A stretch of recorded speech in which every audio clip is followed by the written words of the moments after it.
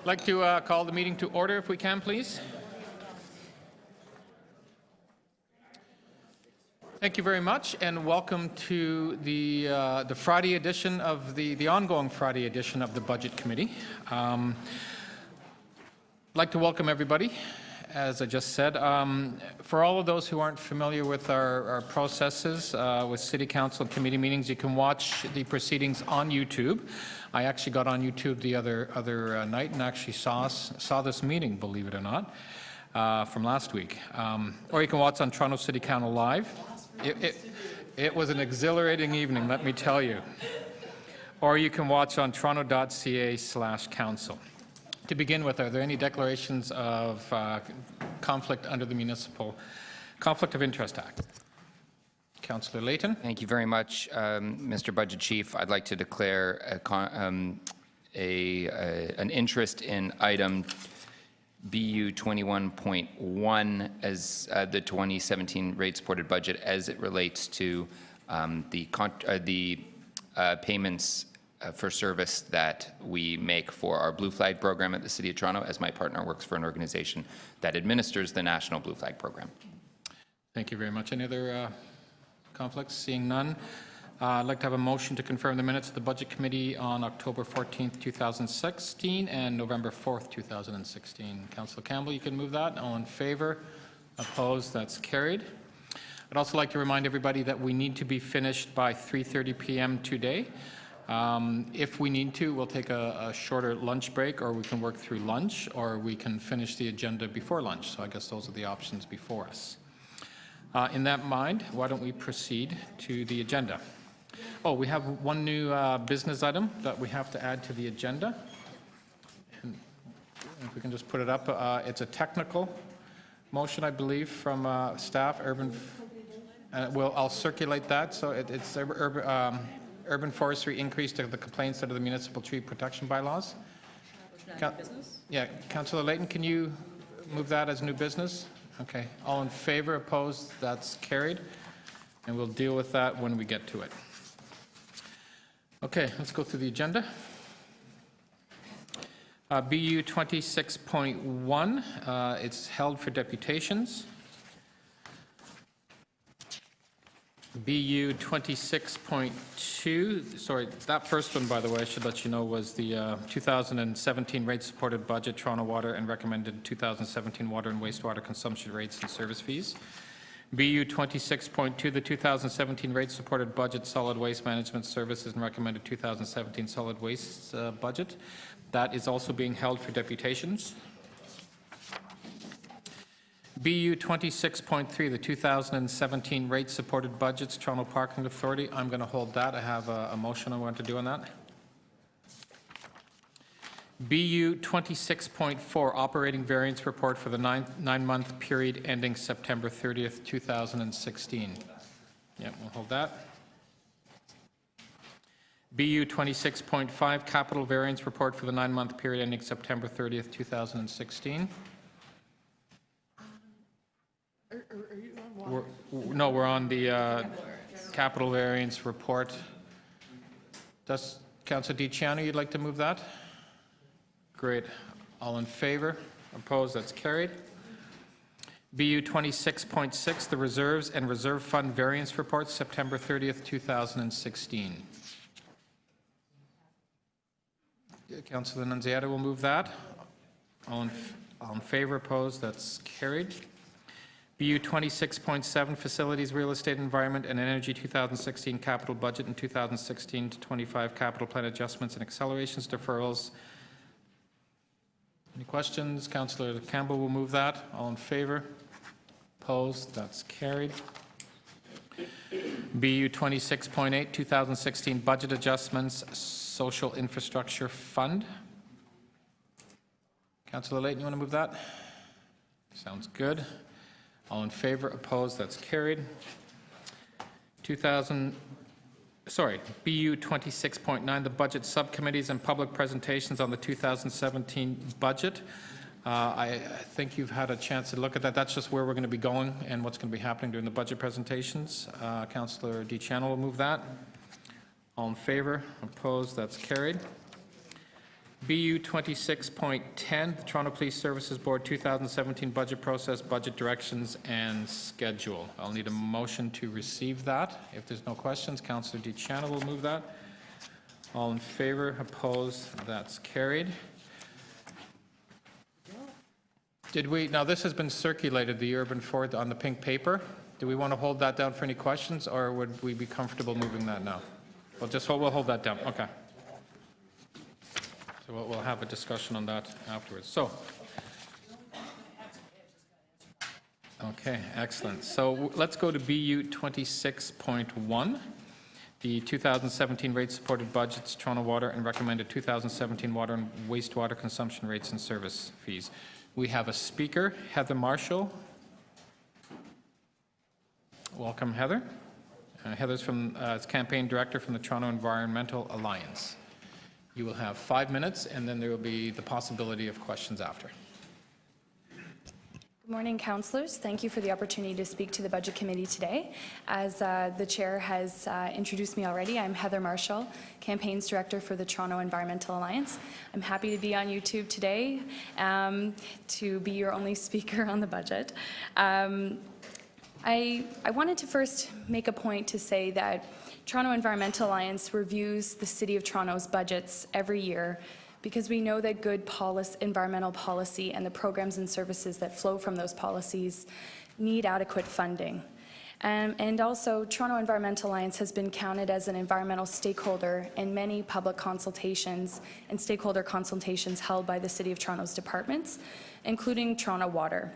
We have been consulted by Toronto Water in regards to our interest in keeping our streams, rivers, and Lake Ontario clean, protected from pollution, especially since this is our source of drinking water in the city. For a number of years now, we have spoken to this committee in regards to the Industrial Waste Surcharge Agreement program run by the Toronto Water Department.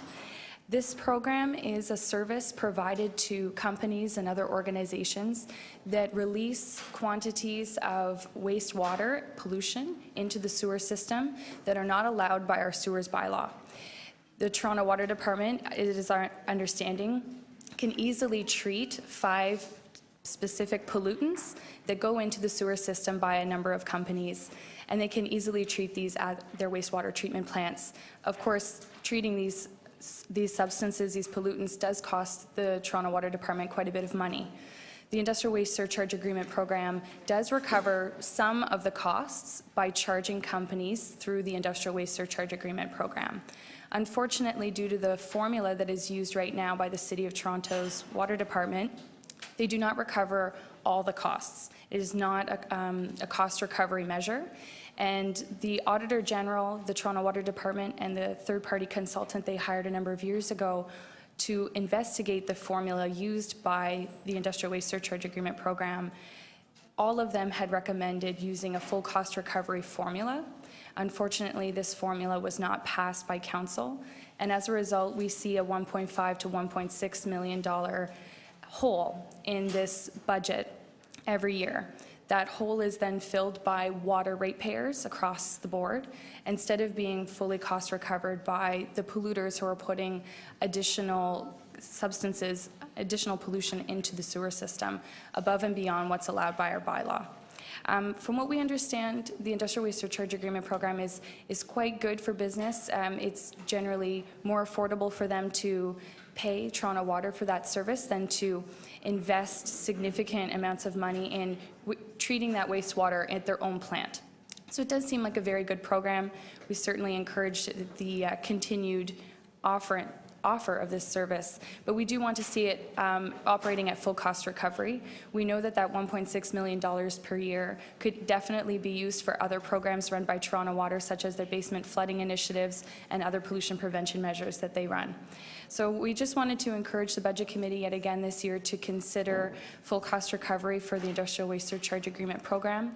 And we do know that at last year's Executive Committee, they had requested some information from the Toronto Water Department to be seen by this Budget Committee. in order to better understand any individual cost impacts on specific companies. From our understanding, over 200 companies and organizations benefit from the Industrial Waste Surcharge Agreement every year. This list is made public through the Public Works and Infrastructure Committee when Toronto Water reports on their sewers bylaw every year. Unfortunately, this list of agreements does not clarify which companies release 2 or more parameters. And those are the companies that are actually receiving a cost benefit. They're not paying the full costs, whereas any company releasing only 1 substance per year entering into an agreement with the city is paying the full cost. So there is a bit of a discrepancy there, and this is something that could be easily rectified in the reporting. Thank you very much. Thank you very much. Are there questions? Councillor Layton, then Burnside. Yeah, just on that last point. So the report on the sewers bylaw lists the full list, but that's people who are companies that release 1, 2, 3, 4, 7, all treatable parameters. We don't know who is it that's getting the benefit. That's correct. From this? Every year, the Toronto Water lists the entire list. It usually has over 200 companies and organizations listed on it. It just says which companies have an industrial waste surcharge agreement with the city. It's good, transparent process to report out to Public Works every year on that. They also report on any companies that have been fined through the court system by breaking Toronto's bylaws. But this list doesn't clarify which companies have 1 parameter or 2 or more. And it's the 2 or more parameters that aren't really paying their full cost due to the formula used. Great, thank you. Thank you. Councillor Burnside. Thank you. So if I understand you correctly, this is not an environmental issue, but it's a cost recovery issue. That's correct. The Okay. industrial waste surcharge agreement is a cost recovery issue. However, because Toronto Water runs so many environmental programs like their pollution prevention program, it's in our interest as an environmental organization to make sure those initiatives are fully funded, as well as basement flooding, which we know is becoming more and more of an issue in our city. So the cost recovery is purely to make sure that companies that are putting in wastewater into our system are paying the full cost. It's good principles. It's a polluter pay principle we've observed in the city for many years. But it's still a cost recovery issue. It's not an environmental issue, right? It is both in the sense that to recover the full costs of pollution cleanup, it actually sends a cost signal to the companies that are releasing these pollutants into the sewer system to understand what the full cost is of the pollution they're putting into the system.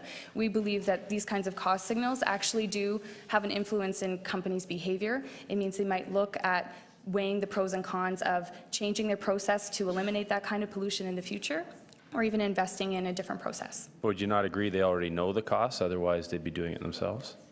Unfortunately, the companies that are paying 2 or more parameters are not paying their full costs, so they may not be aware of the full extent of the costs of their behavior. Okay, thanks. Thank you. Any other questions? Seeing none, thank you very much for your deputation. Okay, we'll go on to questions of staff. Councillor Layton. Thank you very much. I'm not sure how to word this question. So your report on this, how easy is it for us to determine who is releasing more than 1 parameter? Through you, Mr. Chair, very easy. We have that information You could- already in our system. And is there a reason why that's withheld within the annual staff report? Or is it just you're listing companies? Yeah, through you, Mr. Chair, no specific reason. We were asked to put together a list of all the agreements that we had. That was the original request. So we just posted the agreements. So you don't include which parameter is being treated from any of them, or the amount? No, we did not specify that in the report. When the report request was made, and this was made several years ago when the committee had asked for us to prepare annual reports, they weren't specific on that. They just asked for us to provide a list of all of the companies on the industrial waste surcharge agreement. We could look at that issue to add a column to even just put a note on the number of parameters. Is it only 1 parameter or 2 parameters? There are some issues with respect to freedom of information and the release of certain information that I'd have to review with legal. But we can add another column if it's simple as saying the number of parameters. I could look at that issue as well. So I've asked a similar question to this before, and it's about who's paying for that delta of the cost. But I'm now curious, do you segment, and this is where, my apologies if this isn't clear. When you're calculating the cost of treating each parameter, and you then spread that out to the companies, are you then putting the additional cost of those other parameters on that cleanup effort or the citywide effort to clean effluents?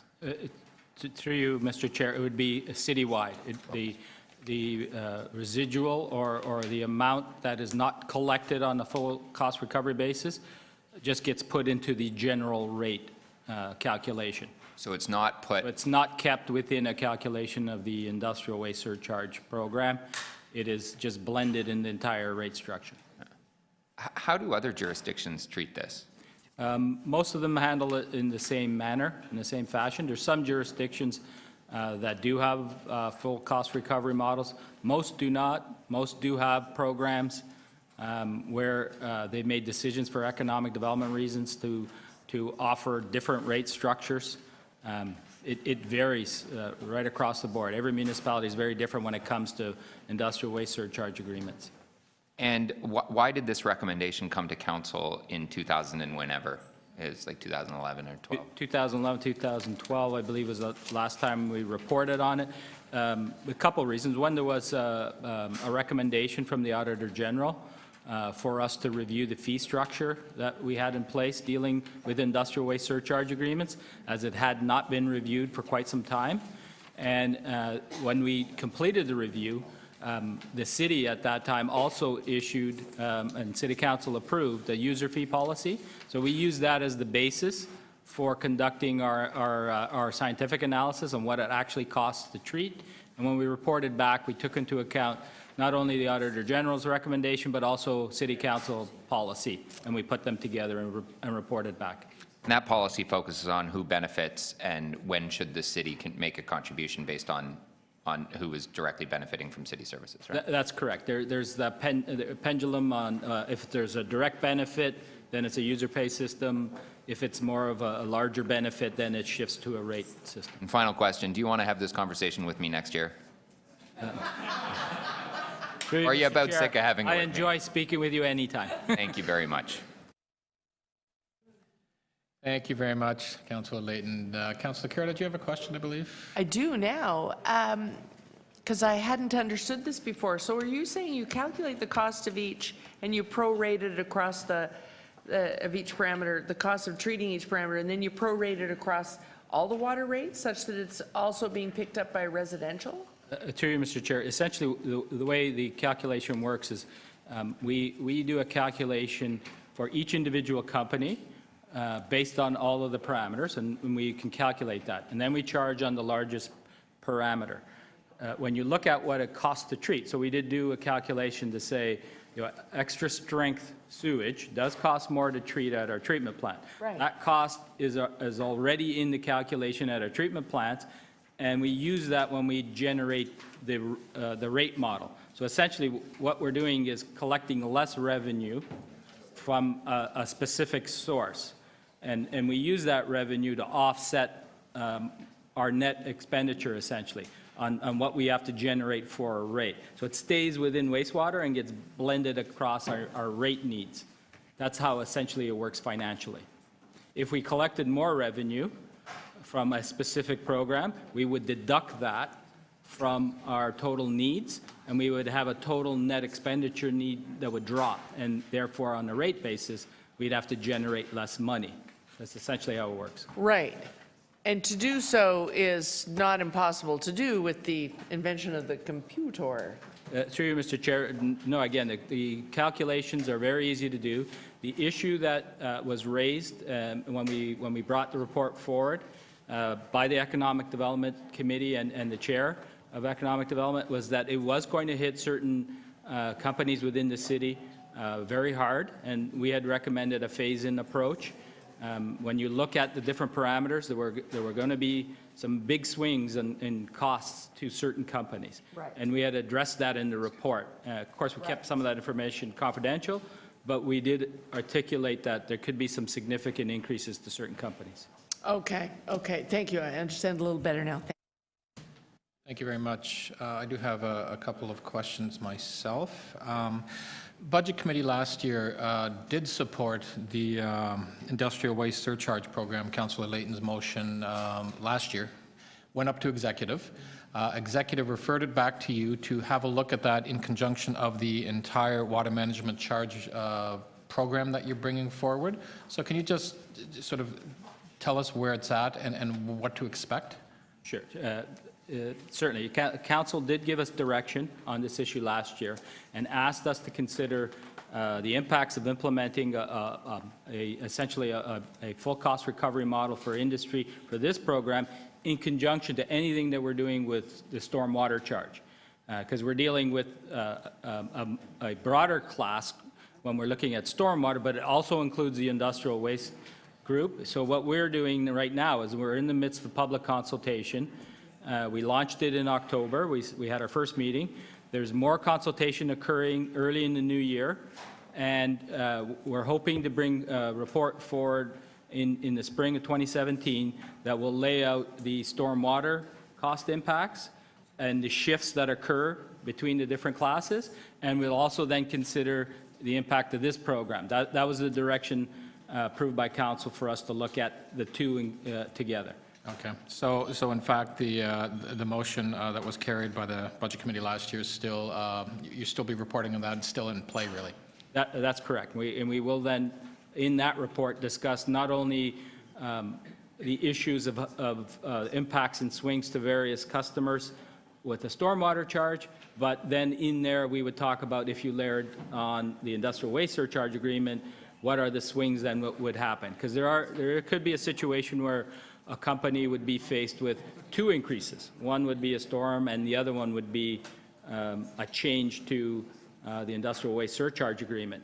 Others may have a drop in one and an increase in the other. So that's something that we need to look at. Okay, so Councillor Layton could potentially still be hopeful at this point, in his motion. Yeah, the council direction is still clear to us, and we're moving forward with that. Okay, thank you. Councillor Burnside. Yeah, thank you. Through you. So I noticed that the industrial Block 2 rate is 30% less than the Block 1. So the industrial process for water consumption is, that rate is lower, correct? That's correct, but that's for a specific class of customers, and they have to be manufacturers, they have to consume a certain amount of water. Okay, so, and the purpose of that? The purpose of that, again, is for economic development reasons. We do have some very large water users in the city, and that's why we made it specific to the manufacturing industrial class. We wanted to keep those jobs in the city, so we are offering a discount off the original rate. So there's a recognition by somebody at least that lower water rates will hopefully keep businesses here as opposed to them moving to a neighboring jurisdiction, correct? Through you, Mr. Chair, that's correct. That was the debate that occurred when we restructured the rates back in 2007, and City Council put that policy in place. Right, and given that this is not an environmental issue, it's a cost recovery issue, could this particular issue be viewed in the same way? Through you, Mr. Chair, that's precisely the way Council viewed it, as an economic development issue. Thank you. And decided to make that policy. Thank you.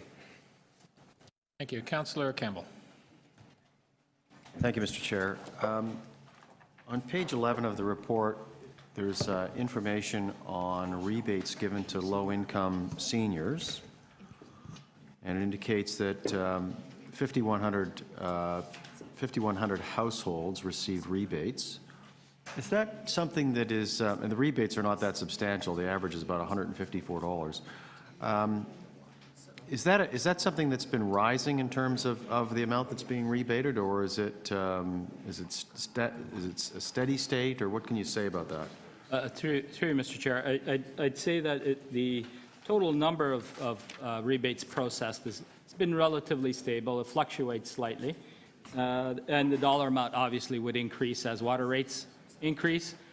Essentially, what we do with this program is they're eligible for the Block 2 rate, so they get a 30% discount on the Block 1 rate. Do we get many more applications than those that are granted? I'd have to check with Revenue Services. They process these for us. I don't know the number of applications and the number that are denied. Okay. And in regard to the reserve, so I see that as of 2025, the reserve, on page 9 of the report, the reserve will be down to $53 million. Is there any cause of concern for that? Through you, Mr. Chair, yes. In fact, the text above that chart that you're looking at on page 9 Right. points out that $52 million is essentially 0.18% of the asset value. So if you're thinking as a building owner or a business owner, is that a sufficient reserve? The answer would be no.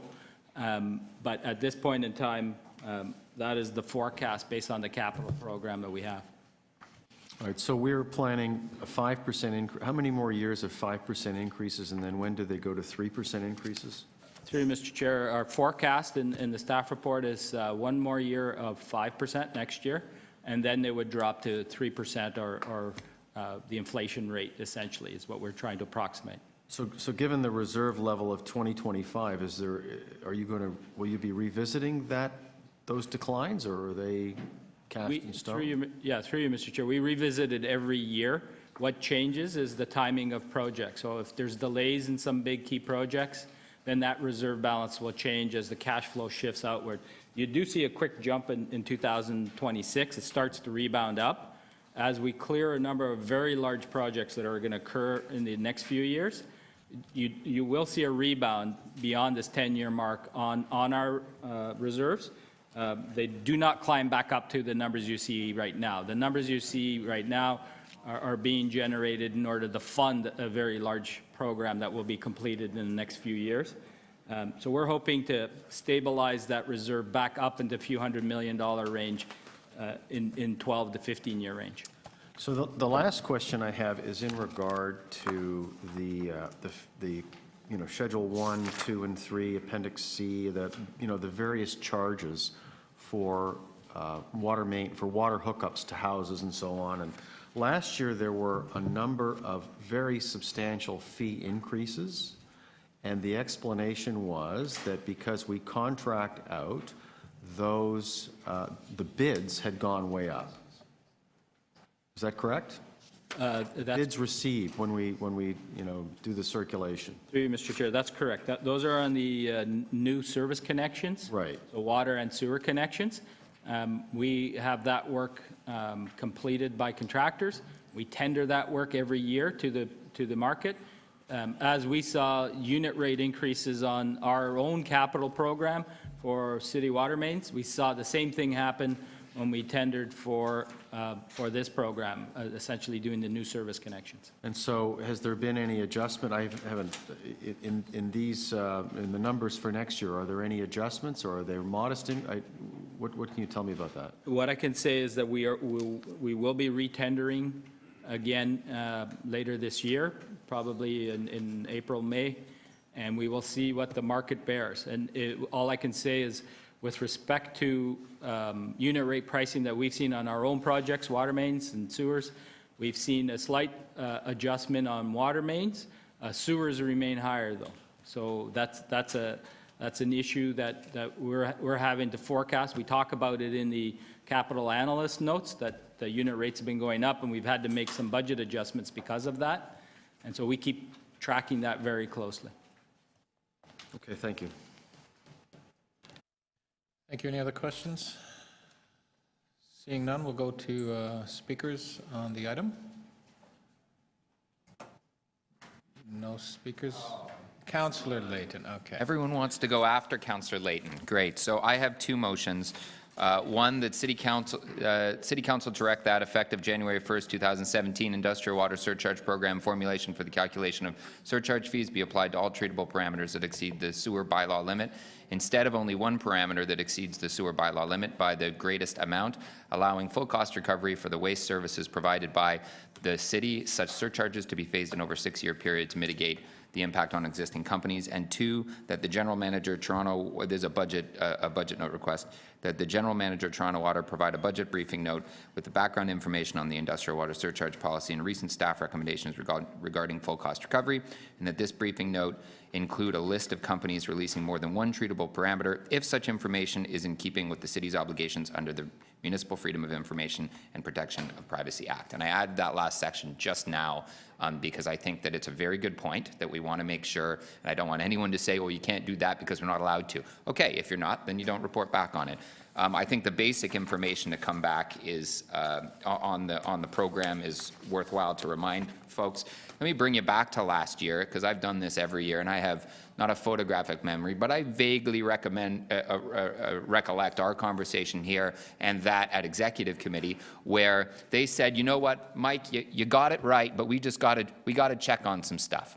That's the exact same conversation we had the previous year when they said, oh, it'll raise fees, so report back on the cost to Toronto companies of water delivery and other fees. And that report came back and said, well, no, we're actually quite low by comparison to other municipalities in the jurisdiction. But no, well, this new stormwater fee is gonna tip the board the other way. So let's wait another year. But it was specific in the motion that the report coming back from Toronto Water be included as part of a report back to the Budget Committee as part of the 2017 budget process.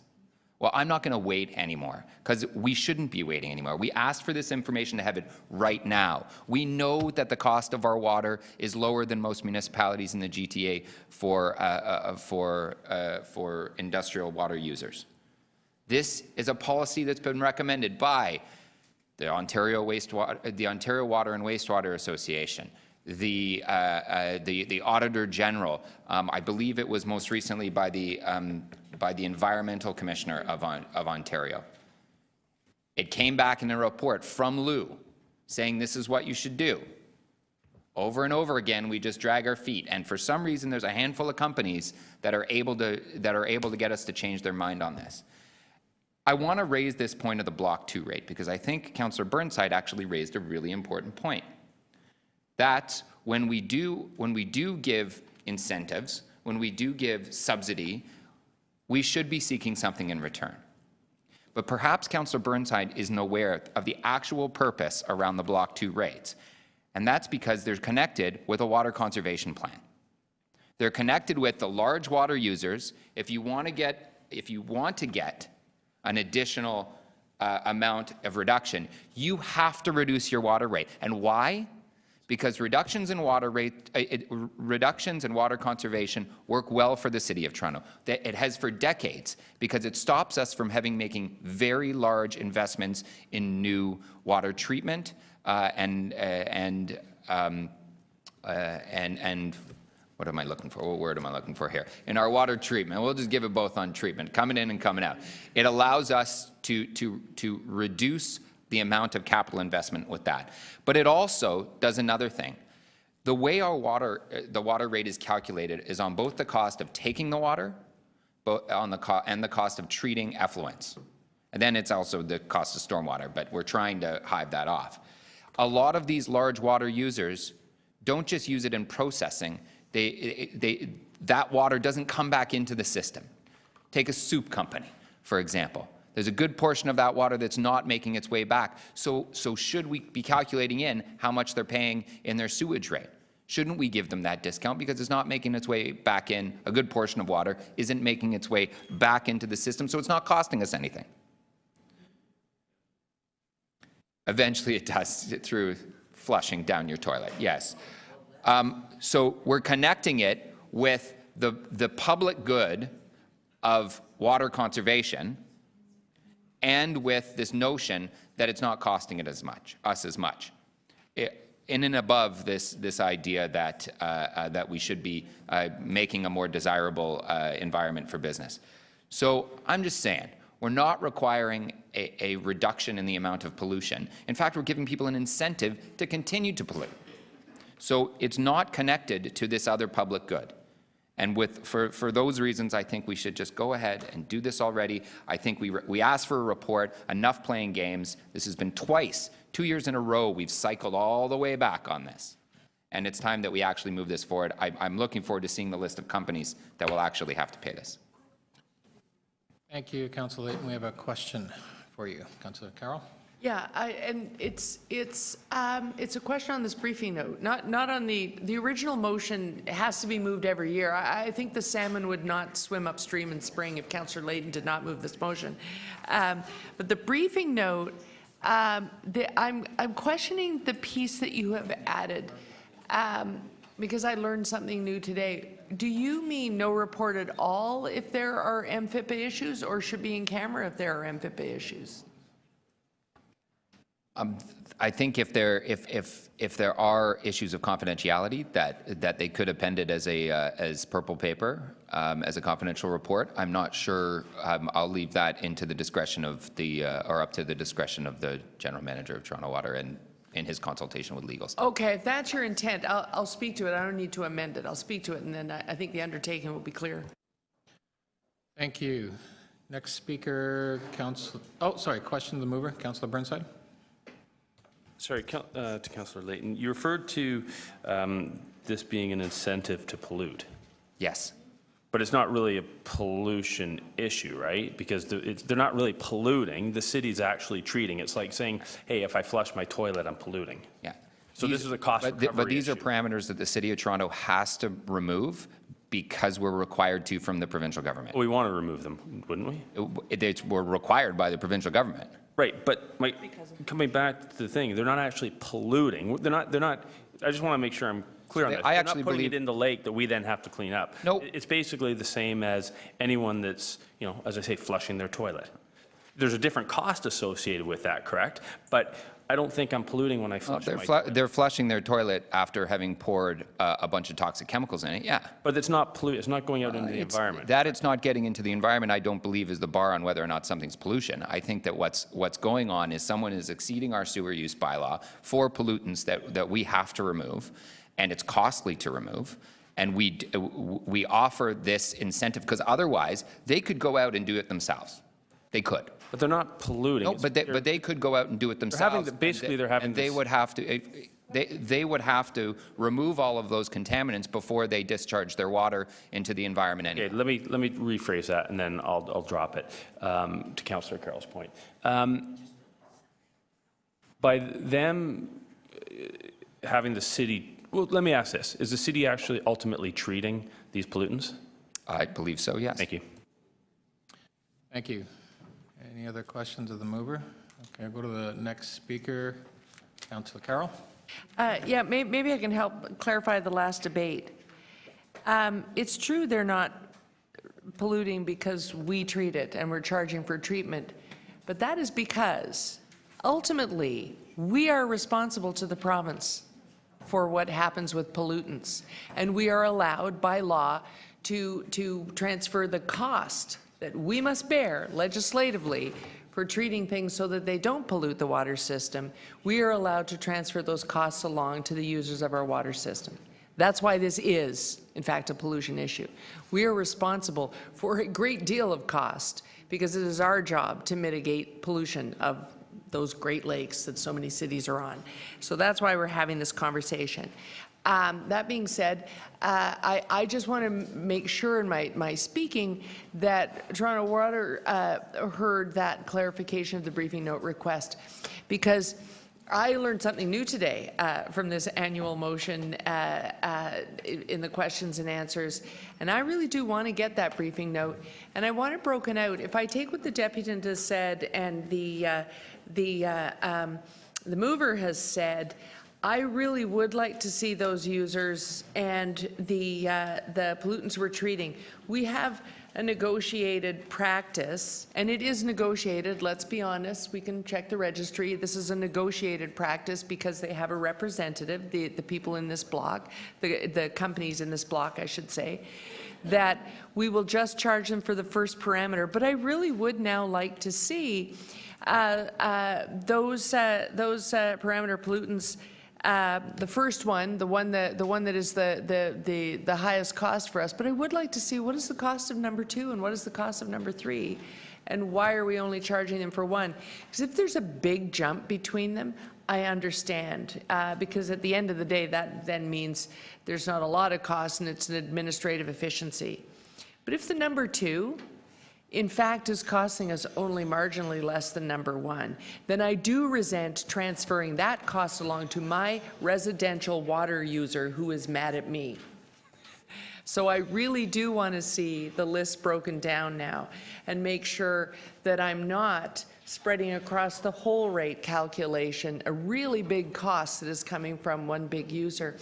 And I would submit that now would be the time to examine that, because when we get to the stormwater surcharge, everyone is going to be very focused on their water rate. They always are when you make a big change like that, residential and commercial, except that our residential users won't have a lobbyist.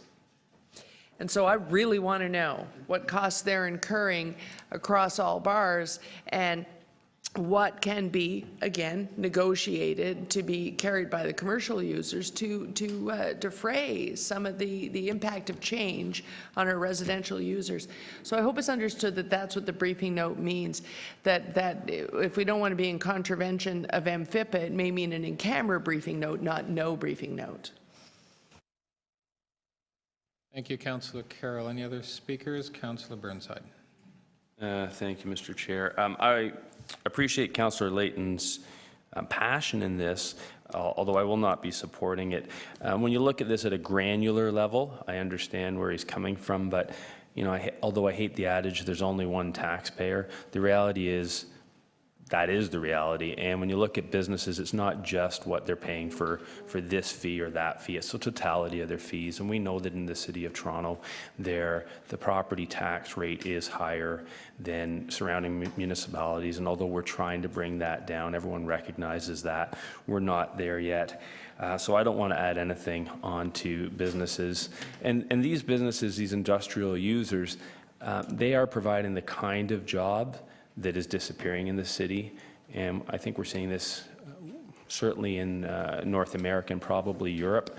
The crisis at hand is the fact that to get into the middle class now, you have to have a university education or the equivalent. It's very hard to get into the middle class without it. These are the kind of jobs that get you there. So when Councillor Layton says that we should be seeking something in return, what we're actually seeking are jobs, and that's why I won't be supporting this. Thank you. Any other speakers? I'll speak last. First of all, I want to thank all of the Toronto, hold on a sec, all the Toronto water staff and of course our staff in bringing this budget forward. We're actually going to be making a decision on support or on the budget actually today.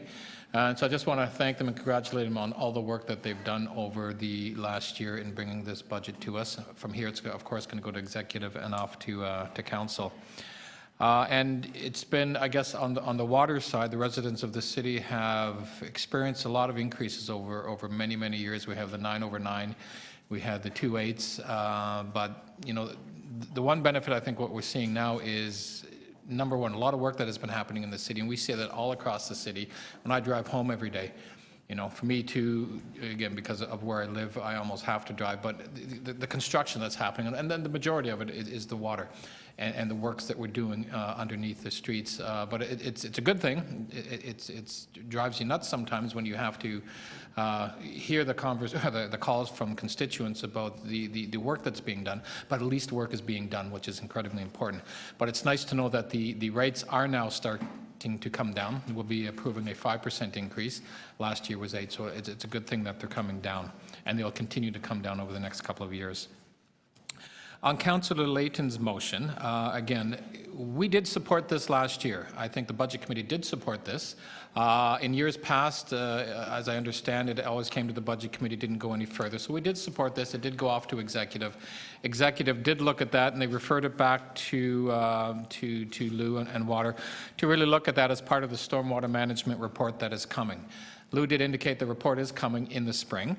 Though this item is before, and again, Councillor Layton's motion last year did say to come before us in the 2017 budget process, so it is here. before us, and he has every right to move the motion again. And yeah, I mean, we're going to have to wait a little bit more, but I'm comfortable that to be able to know that that motion or the other direction that Councillor Layton gave is still in play. We haven't killed it, for lack of a better term. It is still something that will be coming back. We'll have an opportunity to look at that and make a decision in the spring when Toronto Water brings that back through the process. So I won't be supporting the motion now. I understand, as I supported Councillor Layton's motion last year through budget, but unfortunately, again, I want to wait and see to what happens when Lou brings the report back in the spring on the direction that we're going to be going. So and the briefing note, by the way, I will be supporting. Which is fine. Understanding that, again, we're making the decision on Toronto Water today. This briefing note actually will be going up to executive. It won't be coming back to budget, but at least it's going up to executive, so I'll be supporting that. So on that, we have, Councillor. Just one quick point, Mr. Chair. You said that the rates are coming down. The rates are not coming down. The increases are being reduced. So That's true. The increases are being reduced. We're lucky to have. Good point of order on that one. Thank you very much. And they're not going up as much. Okay. Anyway, we're ready for the motions. I'll ask for a recorded vote on this one. So, Councillor Layton's motion 1A, a recorded vote, has been requested. On motion 1A by Councillor Layton, all those in favor, Councillor Carroll, Councillor DeChano, Councillor Layton, all those opposed, Councillor Burnside, Councillor Campbell, Councillor Crawford, Councillor Nunziata. Motion 1A loses 3 to 4. Thank you. The next, I guess the briefing note request is next. All in favor of the briefing note request? Opposed? That carries. Item as amended. All in favor? Opposed? Sorry, as it pertains to the Blue Flag program? Oh, yes, Councillor. So as it pertains, item as amended as it pertains to the Blue Flag program. All in favor? Opposed? That's carried. Councillor Layton can now rejoin. Item as amended. All in favor? Opposed? That's carried. Thank you. Okay, on to BU 26.2, the 2017 rate-supported budget, solid waste management services. We have two speakers. First speaker is Malaz Sabai, project manager of Partners in Project Green.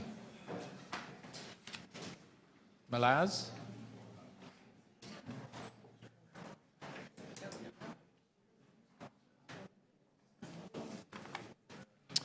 Welcome to the Budget Committee. Is it Malaz, or how do you pronounce your name? Malaz is fine. Malaz, okay, great. You have 5 minutes and then potential of questions after that. Thank you, Mr. Chair, and to all our councillors here. I'm with Partners in Project Green. For those of you that don't know us, we're part of Toronto and Region Conservation Authority.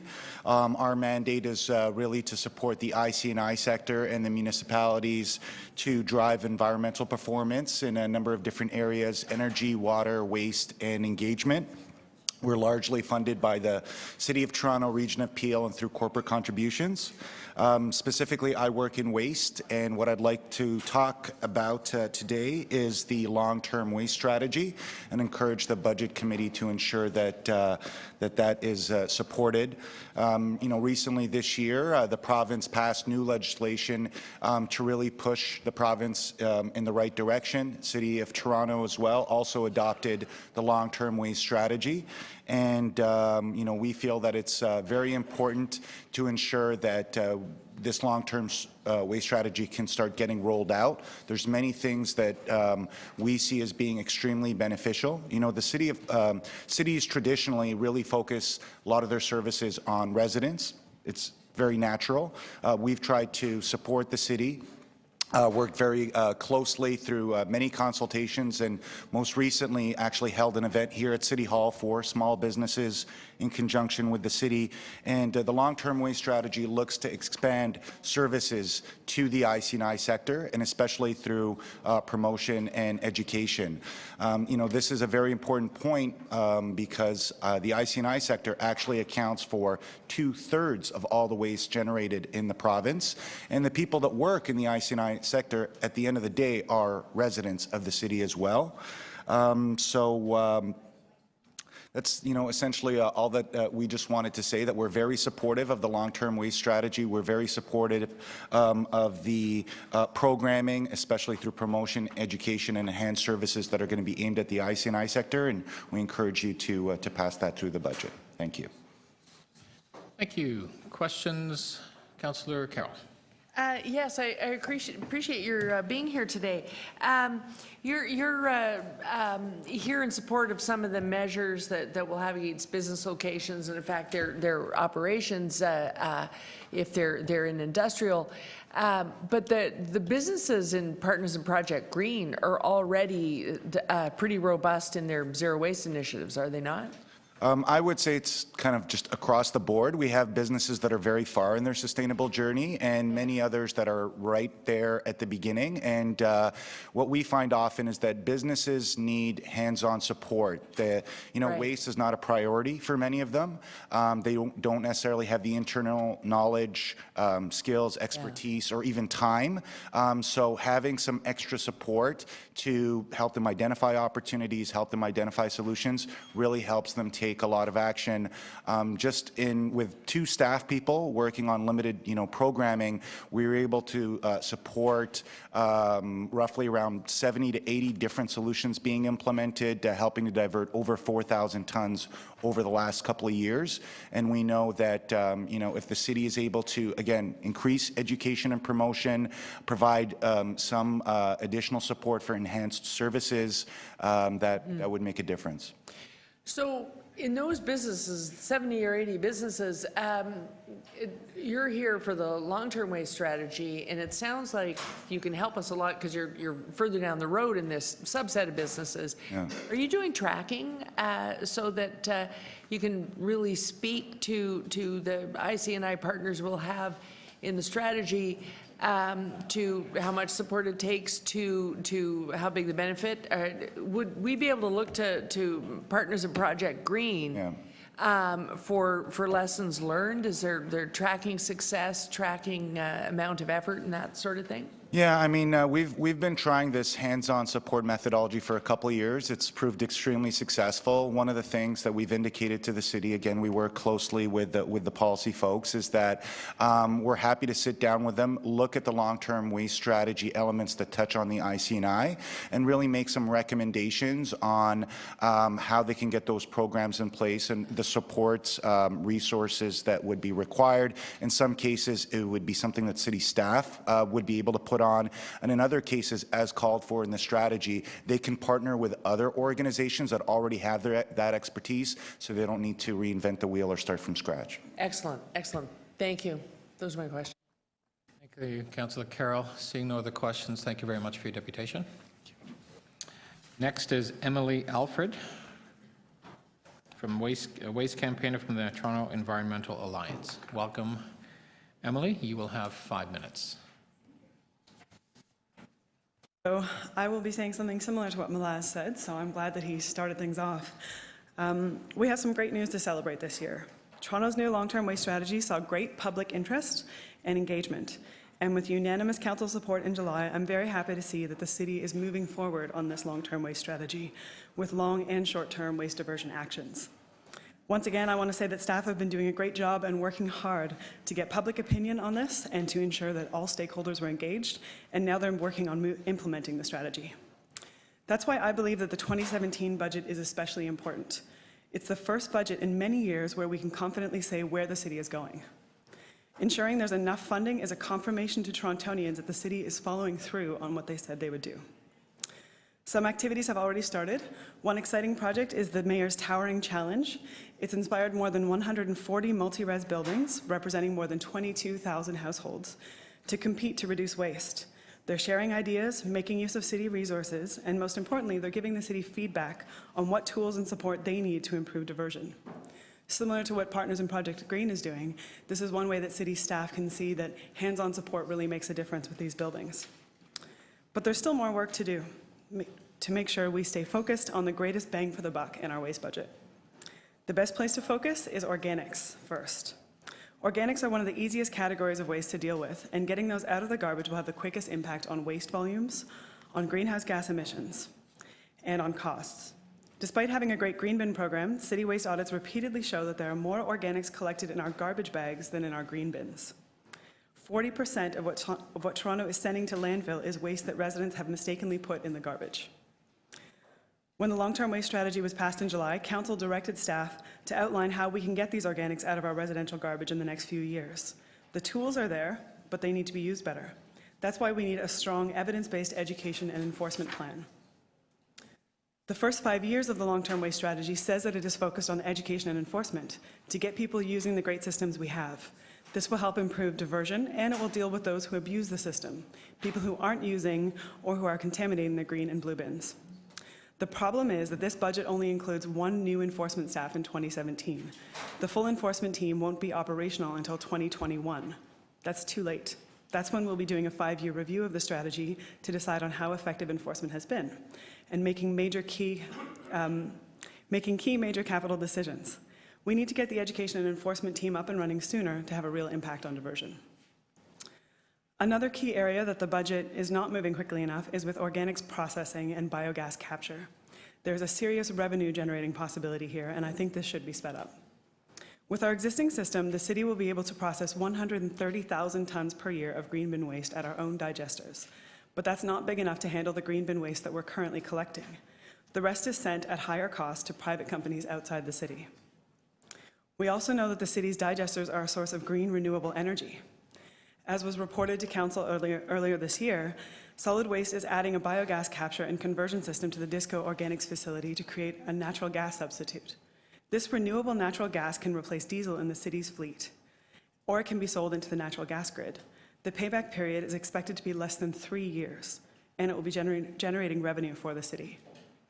Instead of trucking our compostable waste to landfill or sending thousands of tons to private composters, we should keep our organics in Toronto and digest it ourselves. We can create renewable energy, revenue from that energy, and possibly from selling carbon credits to the province's new carbon trading plan. Demand for organics processing is growing in Ontario by other municipalities and by private businesses, even the many food manufacturers in Toronto. If Toronto ever had too much capacity for green bin processing, we could take private tons of food waste just like we take private tons of garbage and generate even more revenue.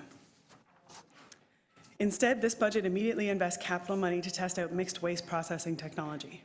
This is an important technology that we need to look at. However, we should make sure we have our priorities right and invest in what we know works and that will continue to work for our city. So my recommendations are to speed up the budget for enforcement staff so the full enforcement team is active and effective as soon as possible, and to invest more in green bin processing capacity right now. Thanks. Thank you. Questions? Thank you very much. Sorry. Oh, sorry, Councillor Layton had a question. Yes, thank you very much. Just on the organics capacity issue, it's my understanding, and I can confirm with staff, we now have 2 processing facilities. Yes, we have the new facility is the Disco Road facility, and it's larger, and then the Dufferin facility is the older one, and it's just been doubled in size. And to your knowledge, do you know how, at what area of capacity those are running? The Dufferin one is still being finished, and you can confirm with staff about when that will be done, but I know when they're done, they will be able to capture 130,000 tons in total, and that's currently what the city's collecting in the green bin. Possibly more when you actually, that's with just both- from residential, and then there's other. So both facilities can capture 130,000 tons? Yes. And that's with a collection rate, a diversion rate of organics in multi-unit residential. Do you know what that rate even is? It's the overall multi-unit residential building or multi-res building diversion rate is about 26% or maybe up to 29%. And it's particularly low for organics. Yes, many buildings have just started organics in the last year, so most of those are not up to their full organics processing potential. So we've got the capacity to deal with what we have now, but we want more. Like we want to be diverting twice as much organics easily. Yep, as I've seen through city waste audits and our analysis, 40% of what's in the garbage bag is organics, and that works out to about 180,000 tons per year that are being sent to landfill. So we need to more than double what we currently have. I would say there'd be no harm in doing this when it's an affordable thing, and there's always more need for organics capacity. The 180 is on residential collection, correct? Yeah. The city's going to be asking for the powers to make all, within the new Waste Ontario Act or Ontario Waste Reduction Act or whatever it's called, in order to move all, move towards a diversion of all types of waste generators in the ICI sector and beyond. Yeah. One part of the long-term waste strategy is talking about setting sort of the same rules. So whether you live in a building that has private waste collection or city waste collection, you have the same recycling abilities and same composting abilities. So there'll be more organics processing from all residential buildings and all sources. Okay, thank you. Thank you very much. There are no others, deputants, so we'll go to questions of staff on the item. Councillor Layton will begin. Thank you very much. And with respect to the organics capacity, is that about right? 130,000 ton, 130,000 tons, Correct. Combined, the two facilities have a capacity of 130,000 tons per year. and that's Dufferin and Disco. That's correct. Can you give them individually? Yeah, Disco is 75,000 tons, and Dufferin is currently being expanded. Schedule for end of construction and commissioning is end of 2018, and it will fill the remainder. So that's 55,000 tons. That's correct. And do you have an estimate on how much organics are currently being landfilled from residential sector? You take the multi-unit and and single family. Do we know what that number is? Are we looking in the 180,000? We do know what we do annual waste audits. Actually, we do them seasonally right now to understand exactly how much organic material is in the waste stream. And we're just pulling that number for you right now. Okay, It is a pretty significant quantity of material. While Vince is pulling that number, can I ask about I know that you're really into this compressed biogas. This is something that we've brought on. You're delivering savings as a result this year from it. What are we getting now? Like, how does this work now, and how can it be expanded, and how fast? So what we're doing right now, a couple of things. There's the compressed natural gas, which is the fuel that we use, and we have trucks arriving daily right now that were ordered 2 years ago for our curbside operations that are compressed natural gas vehicles. So those fuel savings you're seeing in the budget this year are because natural gas is much cheaper than using the diesel equivalent. So we're moving forward with that, and we have fueling stations that are a part of that that have now been constructed to fuel the fleet. So that's the use of the compressed natural gas. What Emily is also talking about is the generation of renewable natural gas, which is recovering the biogas from an anaerobic digestion facility or from our closed landfill sites potentially, and converting that into a fuel product that then gets injected into the pipeline. So currently, are we pursuing that as a? We are, yes. We're working with the utility companies right now to gain access to the pipeline and working on what is the cleanup technology that we'd have to put in place, because you can't just extract the biogas from a facility and directly inject it. It does have to be cleaned to some extent. So we're working through that process right now. The target that we're working on is we will be injecting molecules of renewable natural gas into the pipeline by the end of next year. And which digester will those be from? Disco right now is the one that we're looking at. Okay, and then how fast could we convert? Like, this is a potential revenue stream, so I'm saying, like, why would we be so hesitant to jump on board this? This is still a relatively new technology, so we want to make sure all the bugs get worked out on one project before we move forward with 3 or 4 simultaneously. And so that could be, if you're doing Disco now, Dufferin could come on, or did I just get the reversed? Yeah, we're doing Disco now. Dufferin, as it's in the final stages of expansion, it could be something that's added, or immediately after commissioning, we could add the cleanup and injection. And then the other landfill sites are something that we're already looking at as to what that technology might be. And in Green Lane case in particular, it's not just the cleanup technology, it's the location of the pipeline to actually inject into the network. So in some cases, Green Lane in particular, we're not right next door to a pipeline that we could inject to, so we may actually have to run pipeline to get to the nearest connection point. Okay. Okay. How do we fund these projects? So your retrofit of Dufferin to, of Disco to do the capture, it's funded by debt? Yeah, it's funded through a combination of our capital reserves that we have in place and debt, usually a 70-30 split, where it's 30% capital reserve funding, 70% debt funding. Now,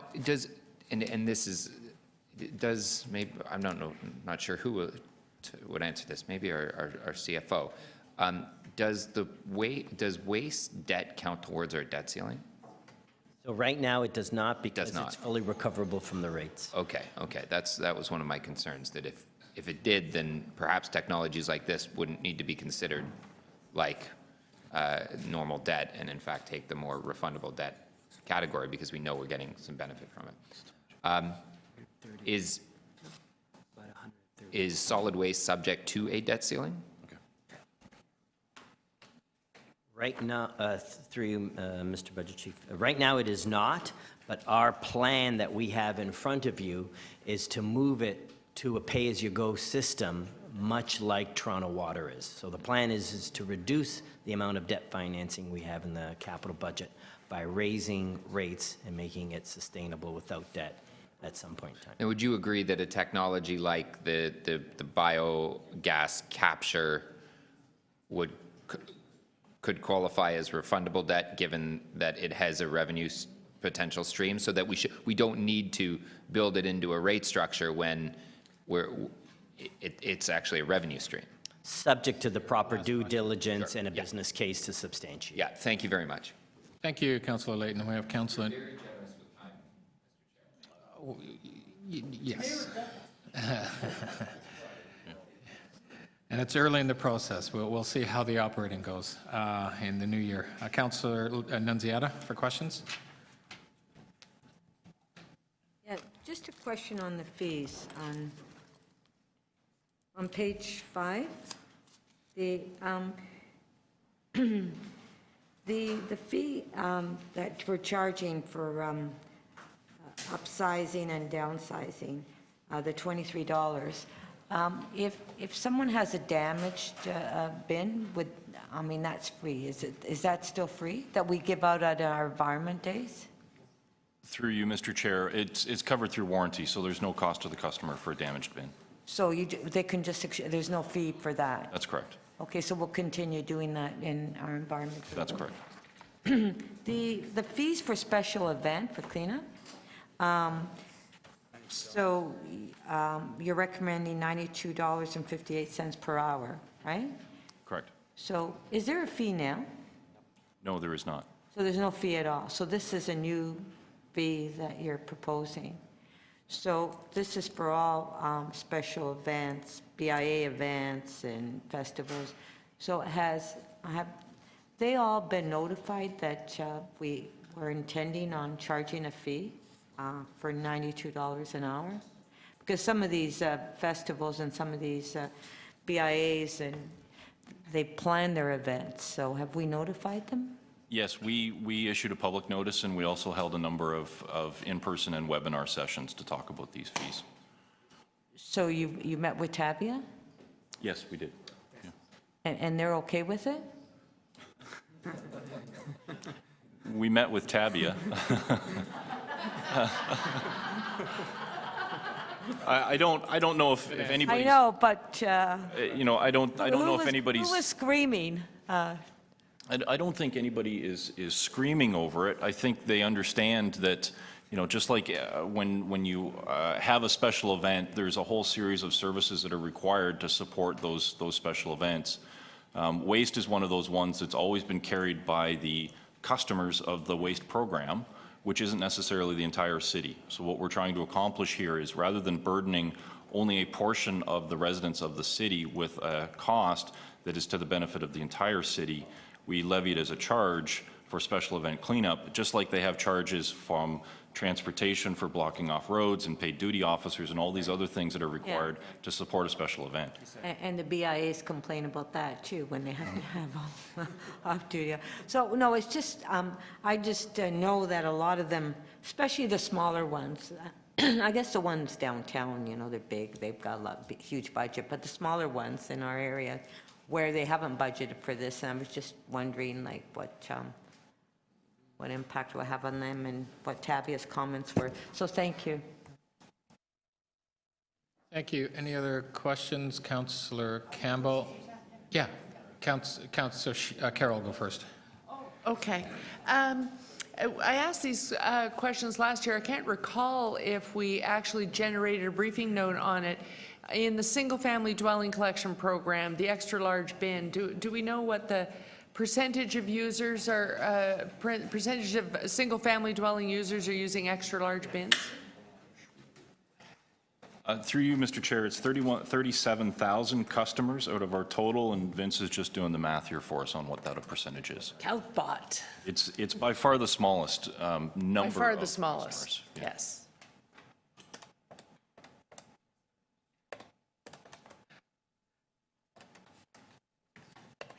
Sorry to waste your time, Cal. Never is an answer from Vince, been so expected. Okay, so we have, It's about 10%. 10%. Roughly. We're down to 10%. That is an improvement. So our stated policy goal of getting people down to smaller and smaller bins through having a bin program and having people pay by the bin over the first few years has worked. Absolutely.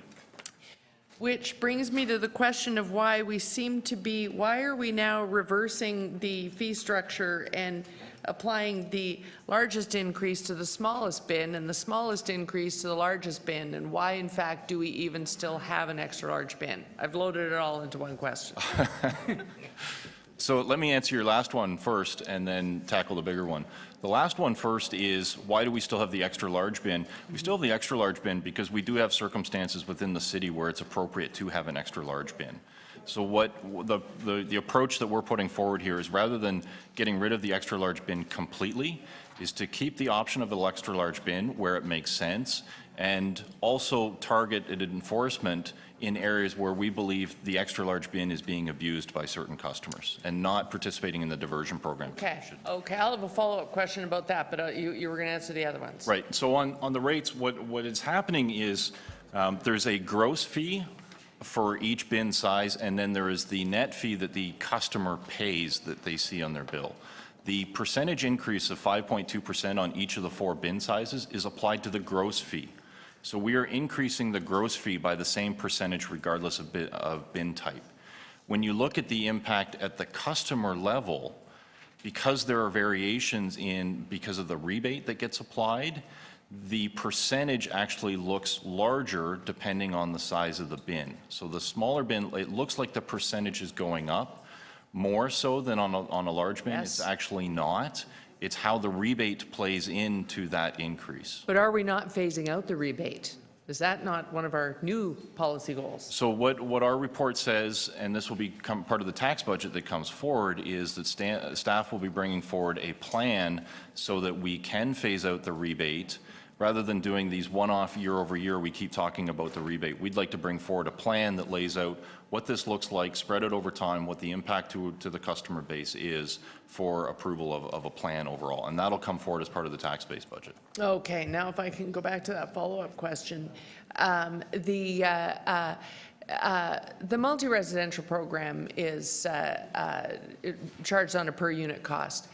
Are the special circumstances where we think we're going to have to leave multi-residential or leave extra large bins in place because you sometimes have the case of what is structurally a single-family dwelling, but it may have units. It can have up to 7 units in it before we move it over into multi-residential taxation classes.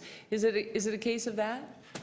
Through you, Mr. Chair, yes, it is. In some cases where they're multi-unit buildings, if we get rid of the extra large bin, it means that they're still going to have 2 or 3 medium or large bins, which just actually increases our cost because then it's an additional level of effort to collect. Okay, but if we wanted to create an additional class, if we wanted to say we accept that some of our lovely large old homes have multiple units in them in other parts of the other departments of the city, we say up to 7 units. So if we wanted to create a small multi-residential program. We could let those people have extra large bins. If we were to set up the right program, could we not then say to them, we recognize the unique nature of this dwelling, but we're going to set up a program that classifies you as multi-residential, so that we could be clear that is the reason and the only reason that we have extra large bins in front of what looks like a single-family house? Could we set that up? Would that take a year to calculate? Through you, Mr. Roughly? Chair. Is it possible to set up? Yes. And off the top of my head, is that something that I would want to do? And I'm thinking no. And the reason that I'm saying this is we also have some customers who have extra large bins who are some of our best performers when it comes to waste diversion. But they have an extra large bin because once a year, twice a year, when they do spring cleanup, they like the convenience of having a larger bin that they can set out. And what we don't want to do is take away an option from them that then requires them, inconveniences them to do something else. So what we're trying to find that blend where we have circumstances where there are multi-units where it makes perfect sense, where we have circumstances where a customer is quite willing to pay an additional charge to have a larger bin simply for the convenience of having it. And for those ones who have the extra large bin because they don't participate in our other programs, we have a targeted enforcement campaign to deal with those issues. So it's okay for you that I do spring cleanup but have a medium bin, but you're creating a whole program for the person who wants to do spring cleanup who lives in the same size house, but he needs an extra large bin for his spring cleanup? That's your last question. Well, I think to clarify, we're not creating, that program already exists. What we're simply doing is trying to leave a program that is working and leave it the way it is, but in the areas where it's not working, where people are avoiding their environmental obligations by using it for all their garbage, regardless of whether it's recyclable or not, we target that from an enforcement perspective.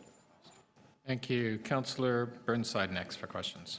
Thank you. Now I'm a little bit more confused. You talked about Councillor Carroll asked you a question and you responded, we were talking about the extra large bins, that the percentage increase is still only 5%? Can we get that screen going? Not that one. That one. Yeah. Through you, Mr. Chair, we have a table that we can put up on the screen if that works, that will show you. Basically what happens is we have a gross fee and the 5% increase is applied to the gross fee. Yeah, so you can see.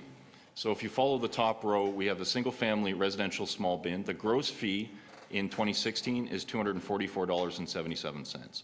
That, with a 5.2% increase, is going up to $257.50. And you can see at a gross fee level, the percentage increase is the same on all 4 bins. However, once you look at what the actual customer cost per year is, which incorporates the rebate that they get back, the small bin is going from $17.76 up to $30.49. So it's an increase of $12 a year, but on a percentage basis, I believe it's around a 70% increase. On the small bin? On the small bin, yeah. And it's different depending on how the rebate is applied to all the different customer types. The extra large bin. The percentage increase is probably less, but the cost is more to the customer. The actual dollar value the customer would pay is more. But bottom line is, what's the?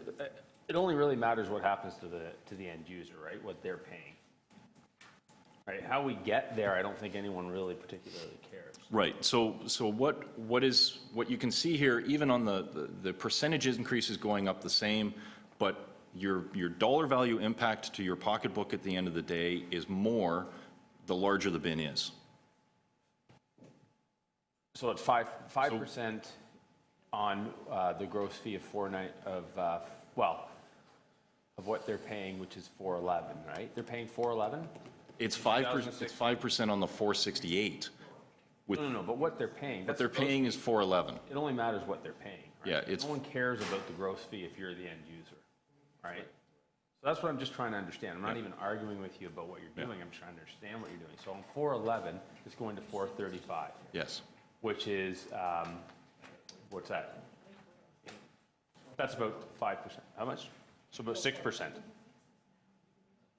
So if I may help on this, I know we always like to look at percentage increases, In the waste management program, I would submit to you, it's very misleading to look at the percentage increase because some of the total costs after the rebate are very, very low.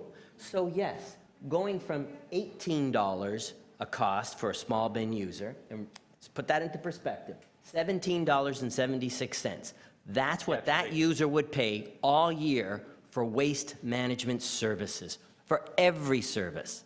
Yes, it is going to go up to $30.49. And yes, that is a 70% increase.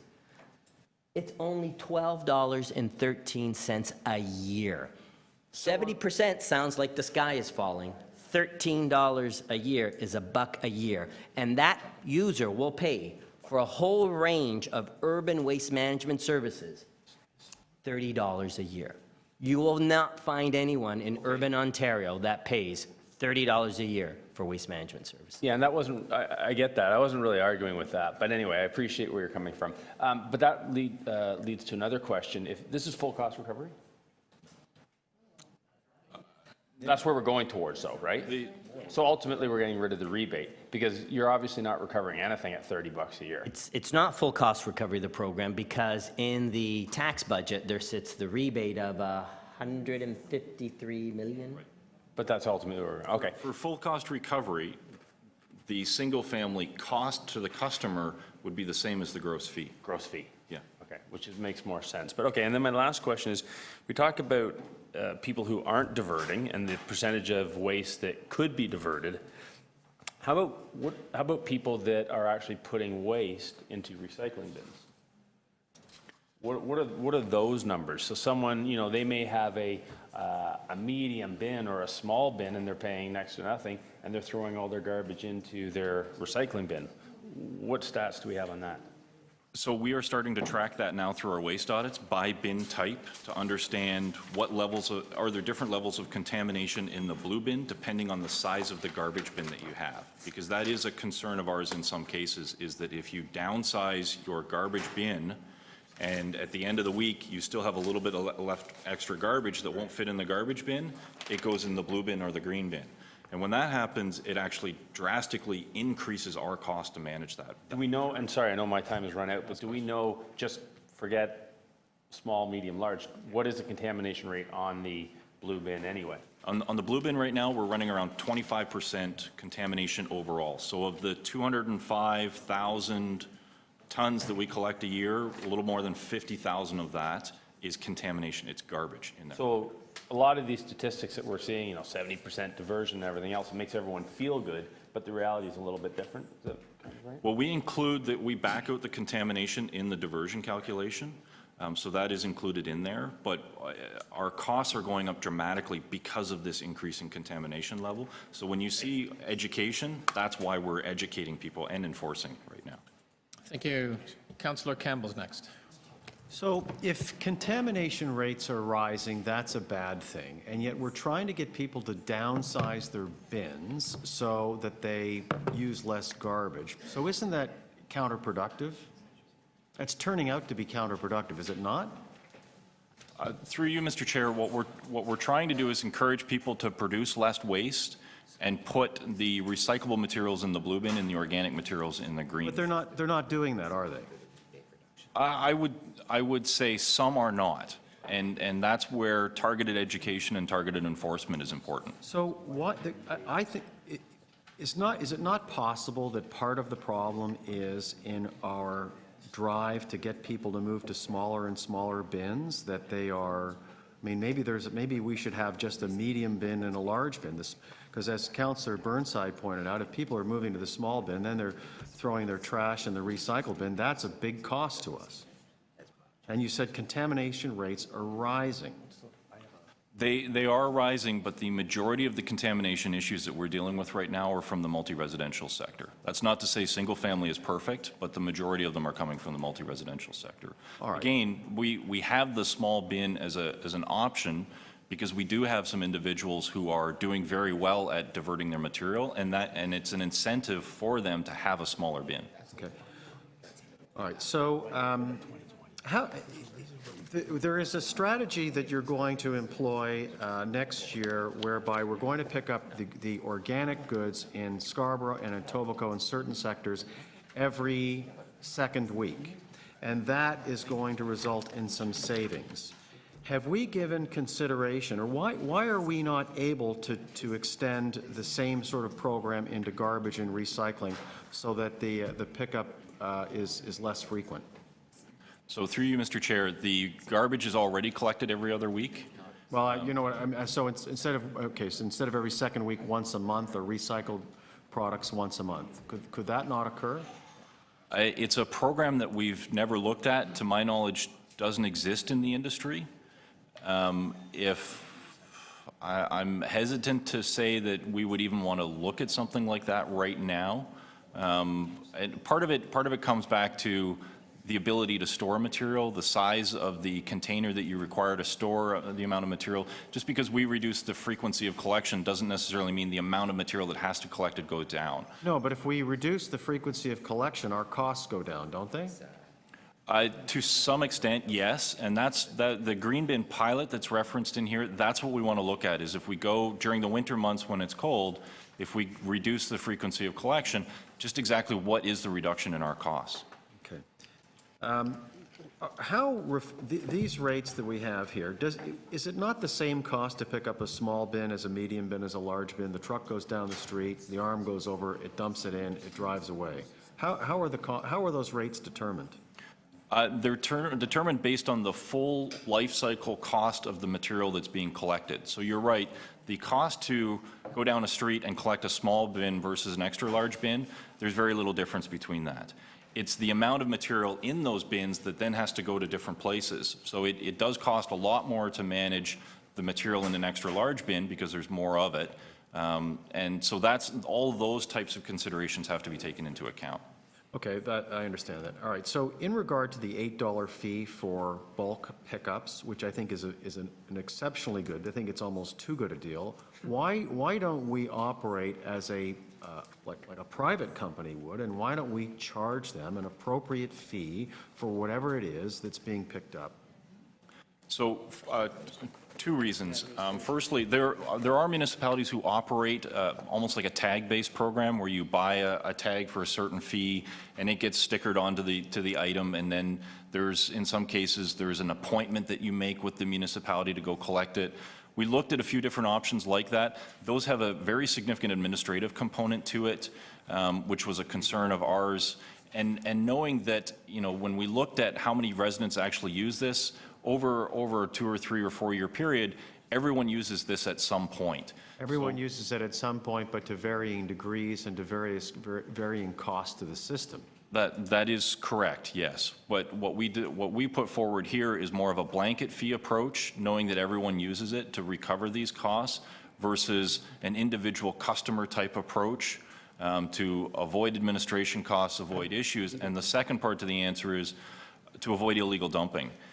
If we put a specific fee onto it and we require a customer to then go buy a tag and make it somewhat inconvenient for them, the concern is our illegal dumping amount could go up, which then increase our costs overall to the division as well. Although, I mean, could we not employ a system that represents a significant savings from private pickup, but that would also winds up being a little bit better than cost recovery for the City of Toronto? Last question.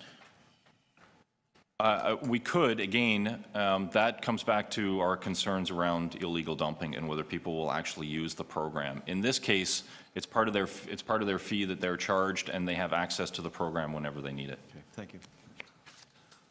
Thank you. I just have a couple of questions, and we'll go to Councillor Davis after that. We'll do the committee questions first and outside councillors. So you'll have a few questions, and you'll be next.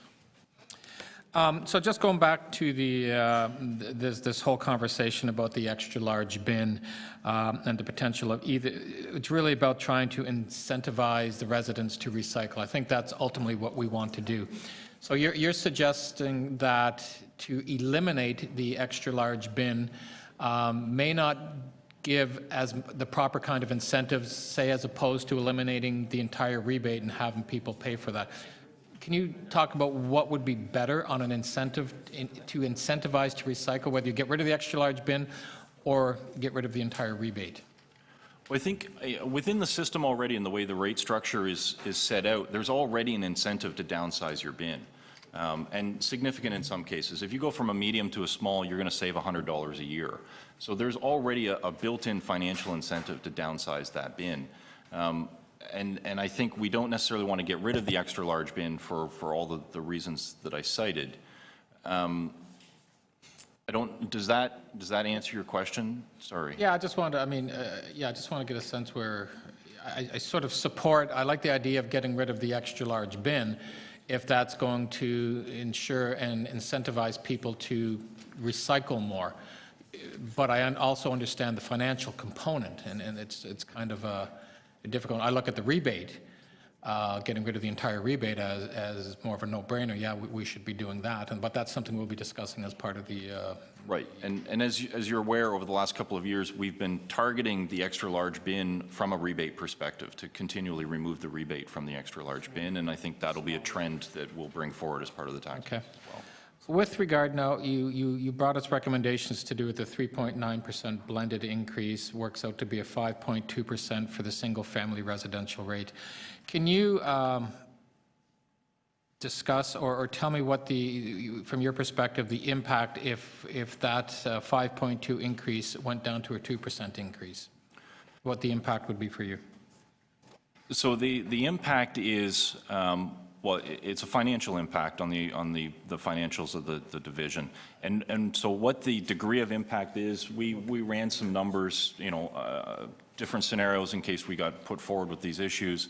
It's around a $4.8 million a year impact, a pressure that we would then have to find a way to accommodate within the operations. And there's a few different ways that we can do that. We've got money set aside for the long-term waste management strategy for engineering and planning services, but we also carry that type of a budget under our capital program. There may be a way to combine those two, so we're not removing any activities that we were going to plan to do under the long-term strategy. We're simply using another budgeted item to try and find a way to accommodate that. Probably the bigger aspect of that, and that could be, probably $1 million, $1.5 million a year that we could find. The bigger aspect of this would be we've got to take a look at our reserves and how much we're contributing to our reserves. The 3.9 blended increase was designed in part to move towards a more sustainable and stable utility within the solid waste division. That was a direction from council originally as part of the development of the long-term strategy, was to bring back a sustainable rate model. That's what we have in front of you today.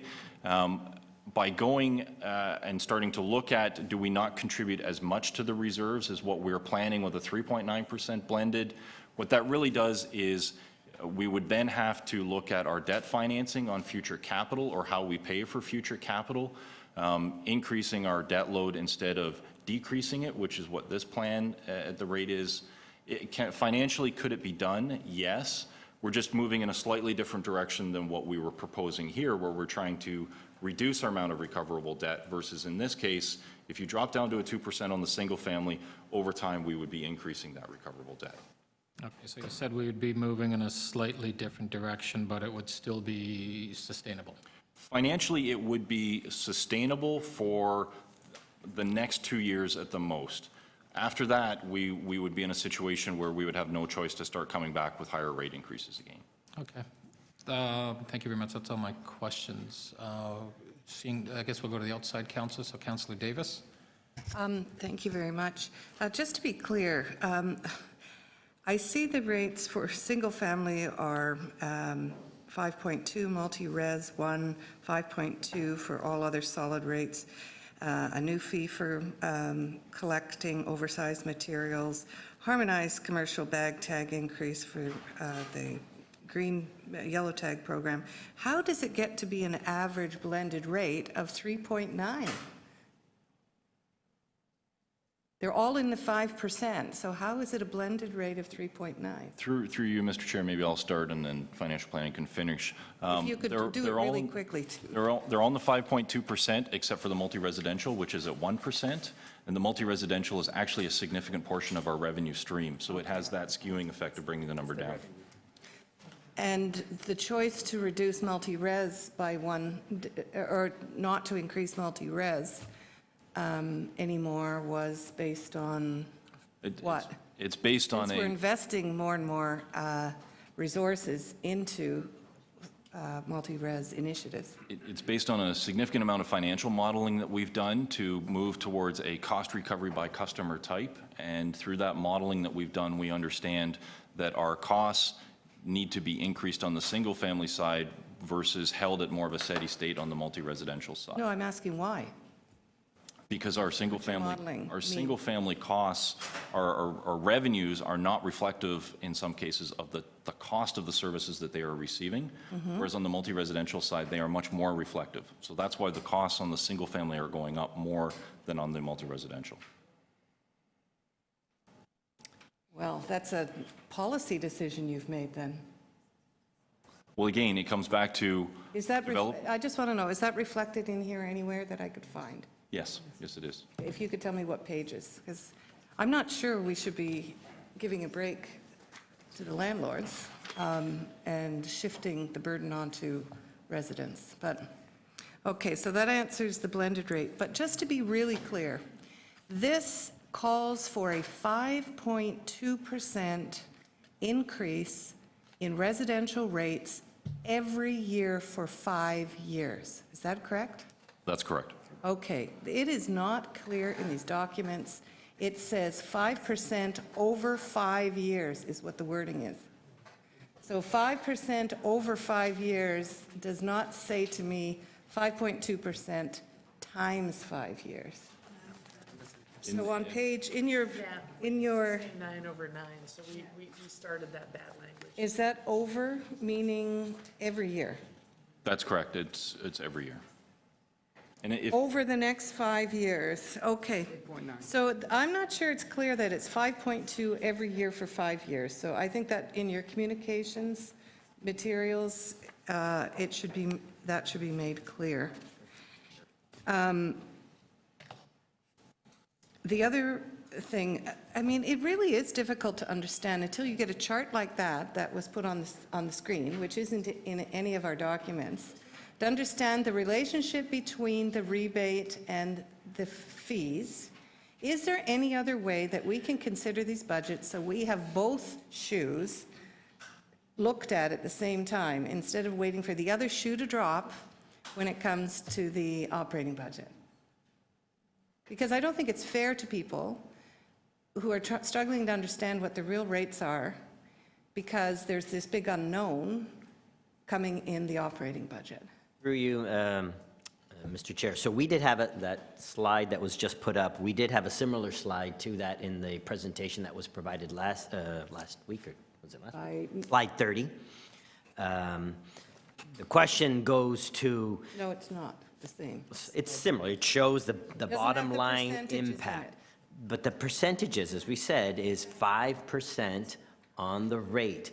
After the rebate, the percentages are very, very I'm just misleading. asking, To get to your question of Yes. why are they in two separate buckets? I'm not unfortunately, asking why, I'm asking, is there a way we can change this so that we are dealing with both at the same time, so that the people of Toronto understand what is being approved in the solid waste budget and how it will really impact them? So I understand that. So we try always to approve our rate-supported budgets before year end so that we can move to those new rates, as most utilities do, January 1. Our tax-supported budget, which has the rebate, lags by about 6 weeks. And herein lies the fact that they're physically in two separate buckets. You're telling me funded two everything separate- I know. Well, Mr. that's the reason CFO. why. I'm asking, is there a way to change this? Have you looked at it? Can you bring forward what you know you're going to be proposing? We could try to accelerate the tax Yeah, budget, and- but that is very difficult to do. Okay, on the fine, just tell us what's in it. That's your last Please. question. Just tell us what's in it at the same time you're proposing this budget. But anyway, finally, I did want to ask about the commercial rate. That was your last question. May I just ask one final question about the... One final question. I've got 343 up there, so... It's 5:39. Oh, okay. I'll give you one more question. I'm very worried about the commercial rate and what will happen with participation in the program. And have you considered phasing it in or something to make sure that we still continue to get commercial customers in this program? Through you, Mr. Chair, this approach does phase in the overall cost of the 5.2% year over year. No, commercial Oh, bag, the yellow bag program. We have not factored that in here. Would you look at options of phasing in a way that will give some warning and some incentive for people and better education for them to understand this? Thank you. I guess we could look into it. We've already consulted with these groups already, and they're aware of the impact that's. Have you told us what they've said? Thank in you, your Councillor consultation? Davis. That's all the questions. I gave you an extra minute and a half. So we're done the questions of staff. We are now going to speakers. Are there any outside councillors who would like to speak? Councillor Davis, to speak to the item? I understand that there is a desire to move to full cost recovery. And part of that is going to be both increases in fees and reductions in the rebate. But I think we need a plan that shows both sides of this story. And I know, Mr. CFO, you have explained why they're in different budgets, but I think we need to look harder at ways that we can communicate this, what is the complete picture when it comes to solid waste rates for the people of Toronto. So what we're talking about is 5.2% increase plus the phasing out of their rebate. And I don't know, because nothing is before me to show me what that might be in terms of real costs to the people of Toronto. And I'm not convinced that this should be 100% rate recovery, or at least not within the time frame that's before us. I understand we need to put increases, and I didn't get a chance to ask questions on the budget and the service enhancements that are contained in here. I agree with the service enhancements that are contained in here to increase education and enforcement, and those should be in the budget. And I fully support those. But we may have to rely on tax revenues to support this program for a period of time longer than this. And I would like to see a plan that shows both sides and how we move to that in a way that actually educates and informs residents. I wasn't here this morning, but I suspect there wasn't a single resident here to speak. And this is their only opportunity. And I don't know what the people out there think, but I'm sure they have no real clue that this is coming and that they have had a chance to participate. So maybe when we get to the operating budget, we will be debating this again, because we're really going to talk about what the burden is. And I do have to question, and I would like more information about why we've decided to place the greater burden on single residential properties as opposed to landlords and big property owners in the City of Toronto. Thank you, Councillor Davis. We'll go into committee. I'm going to speak first, if I can. I have a couple motions that I want to get on the floor so everybody can see them. The first motion is that the recommended 5.2 increase in the single-family residential rate in Appendix A be deleted, and that City Council adopt a 2% increase to the single-family residential rate. The second motion is that the recommended $23 garbage bin downsizing exchange fee in Appendix A be deleted. And the third motion, it's more of a technical motion, that the council amend the fee description in reference number 135 Appendix A of Schedule 1 to Chapter 441 Fees of Charges of the Toronto Municipal Code, but deleting the reference name Rollout Services Fee Haulage Provision of Bins and Haulage, and replace it with Solid Waste Miscellaneous Collection Haulage and Other Services. So those motions I am moving. Before I begin my remarks, again, I just want to thank Solid Waste. Jim, this is your first budget that you brought forward to us. I want to thank you for all the work. Your entire division and team, along with the financial planning team, in bringing this budget forward to us. On my motions, through my questions of the director, going from 5.2% down to a 2% increase is a slightly different direction. Absolutely, and a lot of it has to do with the financials, but he did suggest and he did reiterate that this is sustainable. As we do in this particular process as the budget, we continually have to balance out many different sides of where we go. We have to balance out the side to be, the need to be affordable to the residents of the city, but we also have to balance out the need to move forward specifically on our long-term strategy for waste reduction.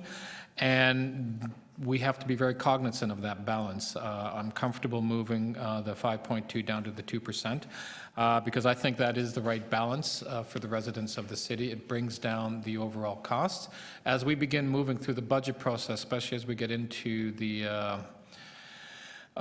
next stage of the operating, there's going to be lots of challenges, lots of difficult decisions that I think we're going to have to be making. We're going to be starting to see that as the city manager brings out the long-term financial plan, the report on revenue tools. But I think we always need to look at the balance of how do we ensure that we keep the taxes affordable for the citizens of Toronto. So I'll be moving that motion, and I do feel confident or comfortable that it is sustainable.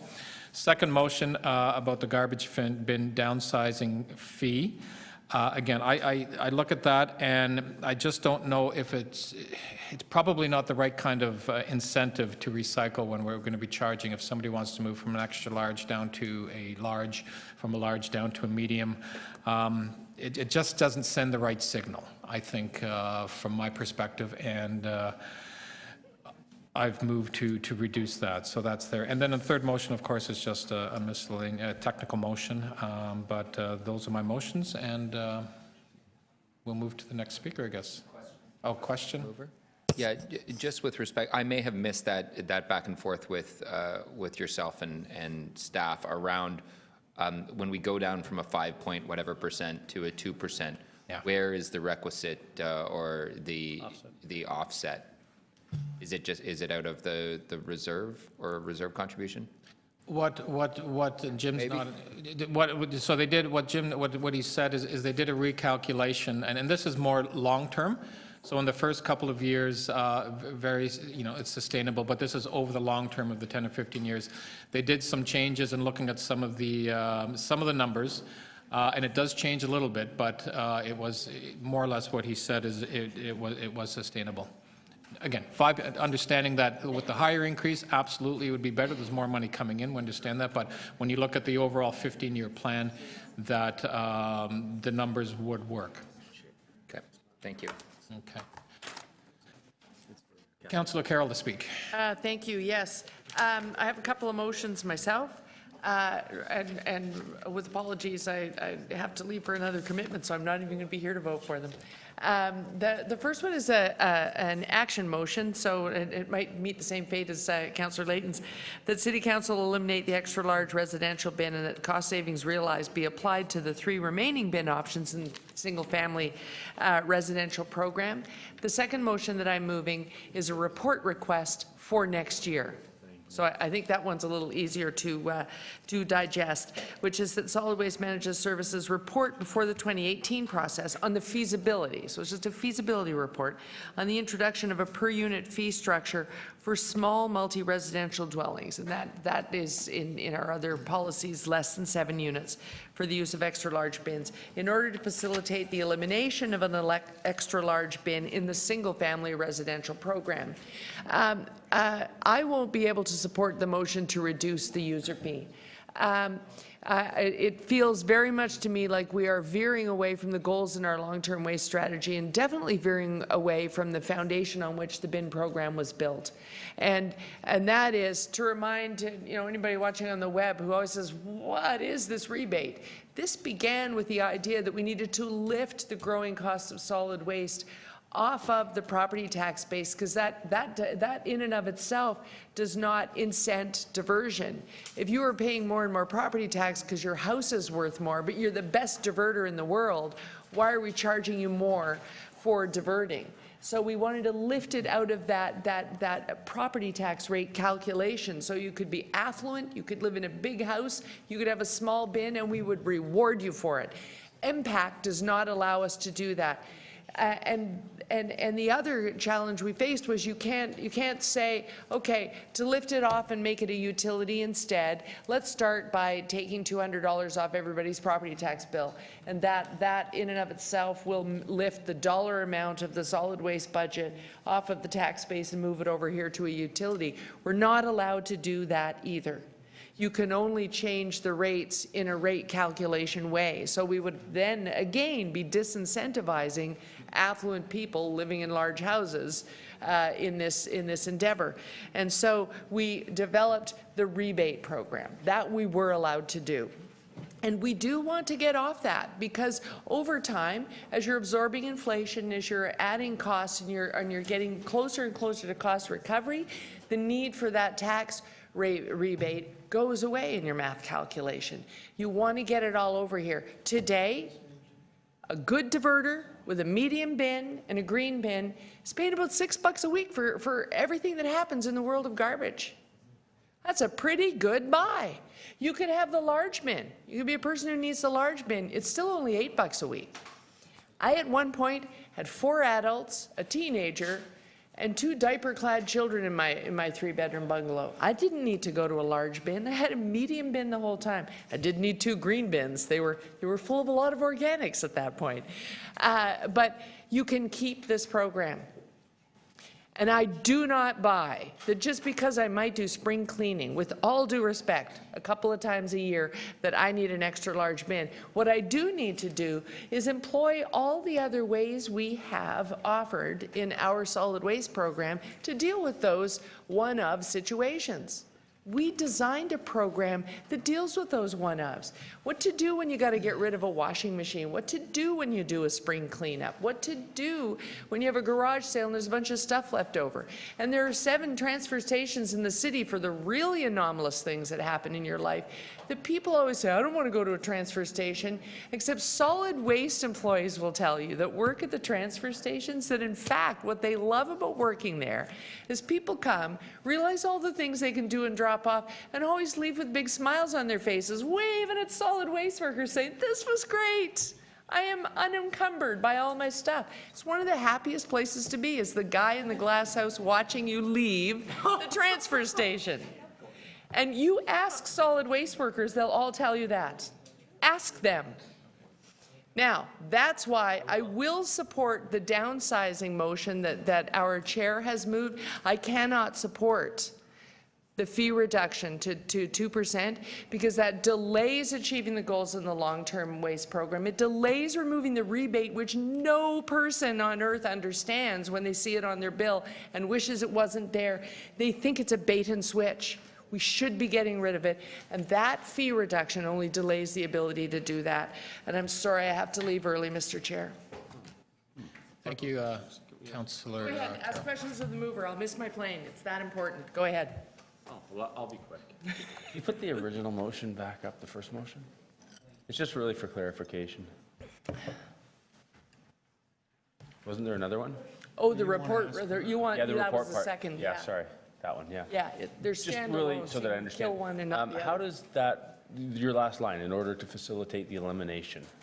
In the single-family dwelling program, because How does that when we have a work? conversation, as we've done 3 years now, about eliminating the extra large bin, what emerges is people say, but I have all these, some neighborhoods are full of second suites and sometimes third.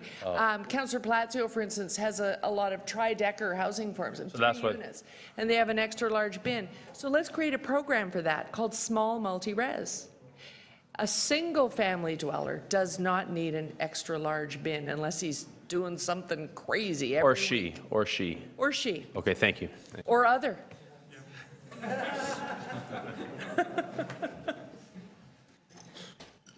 Thank you, Councillor Carroll. Just quick, I have to just interject.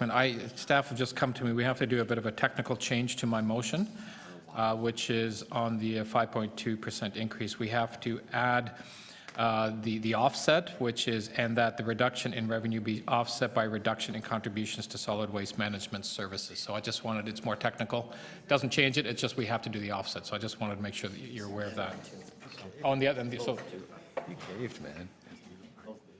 Oh, so both motions. So that's part of the motion, just coming up. Speaker, any other speakers? Councillor Layton to speak. Thank you very much, Madam Speaker. Sorry, I'm thinking of Francis. Thank you very much, Budget Chief. I have two motions. That the General Manager, Solid Waste Management Services provide a briefing note to the November 28, 2016 meeting of Budget Committee on the following: expected revenue potential for sale of renewable natural gas from the Disco Road facility and the estimated revenue available from the sale of carbon credits. 2, the estimated timeline for the availability of RNG from the Disco facility for use and sale, and if and how this could be expedited. 3, the timeline for capturing biogas and selling RNG at the Dufferin facility, which is undergoing expansion, is how this could be expedited. And B, that the General Manager, Solid Waste Management Services provide a briefing note to November 28, 2016 meeting of the Budget Committee on the current capacity for anaerobic digestion, the timeline for building a third anaerobic digester, and how much expansion is possible at the city's existing 2 anaerobic digesters, and the timeline for the expansion of the city's existing 2 anaerobic digesters, including siting and construction. On that one point, I know that our general manager is quite keen on the use of renewable natural gas. I'm encouraged by that, and I think this is definitely the direction the city could take. It's kind of like free money in a way, even though we have to pay. We'll have to do a capital outlay first. This will not only help us reduce the cost of our of delivering our services, as we've seen in the budget savings that we can get from reducing the fuel costs, but also help us meet the demands that are being made of us to fight climate change. This is, I think, a very simple way that we can help do that. On the anaerobic digesters piece, I'm quite concerned that we're going to be at capacity, yet we're trying to get people to divert more. And I would love to see it where we've got a plan for a third anaerobic digester or expansions in the works, so that we can accommodate what will hopefully be a rather significant amount of organic waste being diverted from multi-unit residential and perhaps even cultural, industrial, and institutional sources.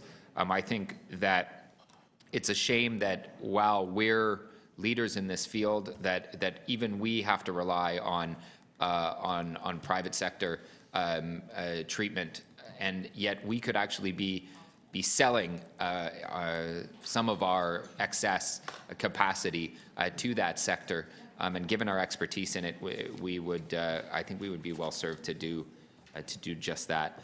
I had the preliminary briefing on this budget, and I got to say, I was at that point in time shocked at the increase, particularly with respect to how how that 5% worked its way through to the differences between the small, medium, large, and extra large. Having had an opportunity to perhaps come to terms with the fact that we've been doing below inflationary increases in solid waste for so many years, we, like we did in water, I think need to put on our big kid pants and say, okay, it's time to communicate to people the need for making these investments. I'm quite prepared to go to my community and explain to them why we need a 5/5. I'm not prepared to go to my community and explain why we need some of the other fees, in particular the downsizing fee. I think, as the debate happened on the previous item, we need to, if we're going to provide incentives and a subsidy in the total cost of doing business, it needs to also reinforce something we're trying to accomplish. And I think the downsizing bin fee is one of those areas. I think that the mix, and maybe I could be convinced that the mix should change about where the percentages are hitting hardest before we start to talk about the rebate, given the bin makeup, because we do want to encourage people. I may request that we have a half or monthly pickup at some point, because my gray bin, my garbage bin, isn't even close to full, and I have a small, and we got a new baby. We should have gone up. We should have upsized, but we didn't need to. We picked up. We started doing better with our the waste that we were collecting in our bathrooms, and all of a sudden we went from two bags every 2 weeks to 1 bag every 2 weeks. And I can fit 2 bags in my garbage bin. So I would. There may be maybe a bin sharing program between me and my neighbors, because I know they're in the same boat. But I think that mix, we need to make sure that we're always reinforcing that that diversion should be key, and the cheapest way to do diversion is through source separated, and that's what we're trying to encourage. So I won't be supporting the motion to go from 5% to 2%. However, I would support a motion in the future if there was something that addressed, I think, the issue that the budget chief is trying to address, but through through the mix of how it's applied, how the percentage increase is applied. Thank you, Councillor. Just a question of the mover. Now, the 2 briefing requests that you have put in suggest of coming back on November 28th. If we move or vote on these motions today, there will be no need for a meeting on the 28th. Would you be comfortable, we can support these, but it would end up going to executive for discussion as opposed to coming back to budget, similar to what we did with Toronto Water? Your briefing, the briefing is going to be going to executive? If they need to go to executive, I'm fine with that. One of my concerns, though, and I think it was raised by Councillor Davis, is that I'm pretty sure that it's just starting to sink in what some of these increases will mean amongst the public, and there may be those, particularly from Tabia, or from other BIAs, who wish to speak in some capacity. They could just go to executive. But keeping in mind, this is normally tacked onto a regular agenda item, that could be a rather significant meeting. So I'm not sure if us meeting on the 28th, after all, is that a regular scheduled meeting, or is it? It would be a special The meeting was just a special meeting for the budgets, but if the budgets, as it seems, are getting all approved today, there is no need. We've just approved the water, so we wouldn't be coming back on the 28th for water and more than likely parking authority. So I suspect that my briefing notes probably won't impact that discussion, but I'm not sure if not having an opportunity for public for public presentations would be worthwhile. But I'll leave it in the hands of the committee. Okay, thank you. Councillor Campbell, you had a question? Motion up, I just had a question.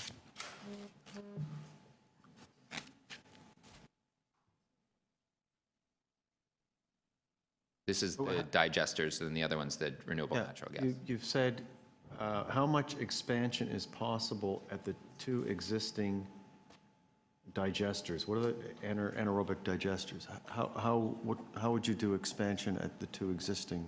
That's a good question that I don't have an answer to. My understanding is that you can upgrade to accommodate more at the same site rather than going after a new site. Okay.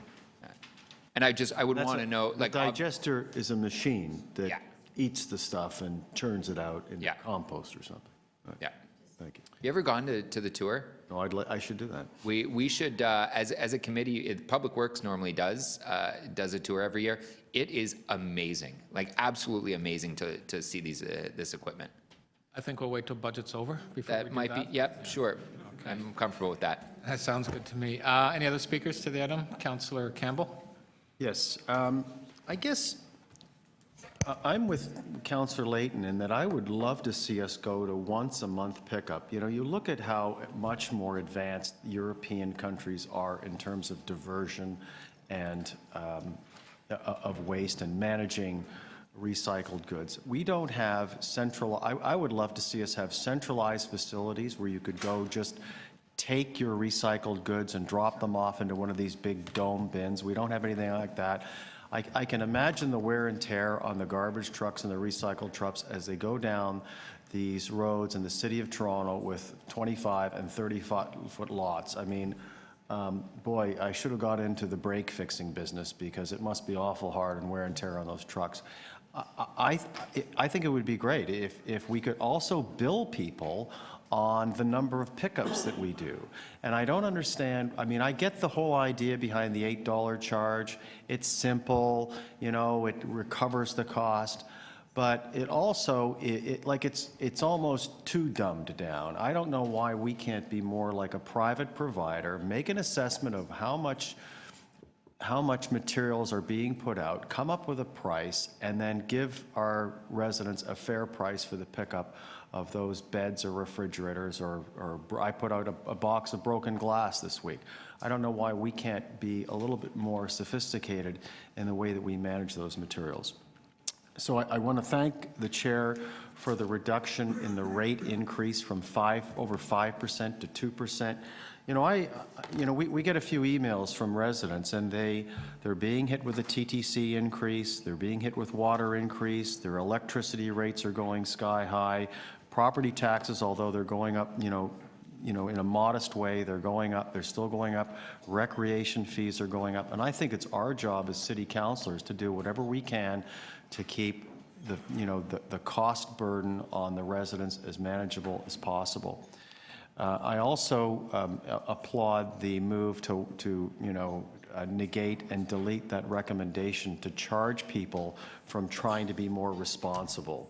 So, if you've got a medium bin and you want to move to a small bin, but all of a sudden we're going to say, by the way, we're going to hit you with a fee to do that. I didn't like that recommendation when it first came forward. Again, I get the idea, it's about cost recovery, but we want to provide incentives for residents to downsize and to produce less garbage and to recycle more materials. And so I'm glad to be able to support that motion, Mr. Chair. Thank you, Councillor. Any other speakers? Councillor Nunziata. Yeah, just briefly, because since it's been mentioned once a month pickup, we used to have years ago once a week. So we've gone. It was twice a week, yeah. Well, oh, that's right, it was twice a week, yeah. That was years ago, yeah, right, and then the problem with doing that, and I mean, it's not before us today, is that, as the staff mentioned, you'll get a lot of illegal dumping. I mean, that's my big concern right now, is we don't have enforcement where people are just dumping their garbage just on the sidewalk, on curbs, everywhere, like for 2-3 weeks, and there's, we're not enforcing, and that's where the problem that I have in my ward, and I don't know how we're going to enforce it. With a lot of people, if they have the small bin or they have the big bin, if you have a multi-unit residential, what they're doing is they're piling them up and throwing them at the side, and they're not even recycling, and we're not enforcing it, and that's what really bothers me, is that happens daily. And so I would like to see the staff at one point come back with some of the penalties and increasing some of these fines for these people that are illegally dumping and having their garbage out on the curb for weeks and not recycling, because that's where the big problem is. You can see it if you drive down the street, people that are recycling or not. You can tell by the garbage they're coming out of the bins. There's so much in their bins that it's overflowing, and you know that they're not recycling. So thank you, Mr. Chairman, and thank you to staff. Thank you. Any other speakers? Seeing none, we're ready to vote. I do want to just, with regard to Councillor Layton's motion or briefing note request, we have an option to defer voting on these items till the 28th. We could do the briefing note and then it would come to us on the 28th. Or we could vote on them now. With a briefing note, we can still support the briefing note request. It would go to executive. So I just wanted to get a read of the committee on if there's a desire to either vote on them now or defer until the meeting on the 28th. That has been scheduled, but... Well, we may not have a meeting on the 28th. Well, that depends on... Why would we just have... Well, technically what we do is we defer the vote, we defer the item till the 28th. We'd support the briefing note request because we've got to get that in, but we defer the entire item to the 28th. So we wouldn't be voting on anything else other than the briefing notes, or we do vote on the items that are before us and the staff reports. This was an opportunity for the public to come in and depute, so we had that option and opportunity. But the question is do we want to vote on it now, or do we want to wait till the 28th? So it ultimately has to go to exec anyways. It'll be going to executive. I'll speak with the mayor about ensuring that the opportunity to depute in front of executive on this item is there. Might as well vote for it. If we can ensure that it's like the first item at executive committee, or make the recommendation maybe through unofficial channels or leading. I will speak with the mayor's staff is here, but I'll, So if we do have people, that they're not sitting through whatever other items are on that executive agenda. yeah, okay, I'll commit to working on. Okay, sounds like the census, we'll just vote on everything? Okay. So we'll start at the top, which is my motion, which is the, it's right there in front of you. All in favor? Opposed? That carries. Motion B, that the $23 garbage bin downsizing fee be deleted. All in favor? Opposed? That carries. Motion C, a technical amendment from the staff. All in favor? Opposed? That carries. Councillor Carroll's motion A, that City Council eliminate the extra-large residential bin and that the cost savings realized be applied to the 3 remaining bin options in the single-family residential program. All in favor? Councillor Layton, opposed? That loses. The motion B from Councillor Carroll on a report request, which is in front of you. All in favor? Opposed? That loses. Councillor Layton's motion, motion A. Oh, this is the request, briefing note that would go to executive. All in favor? Opposed? That carries. Motion B by Councillor Layton. Again, a briefing note request that'll go to the 28th. Oh, sorry, Executive Committee. All in favor? Opposed? That carries. Item as amended. All in favor? Opposed? That carries. Okay, on to the next item.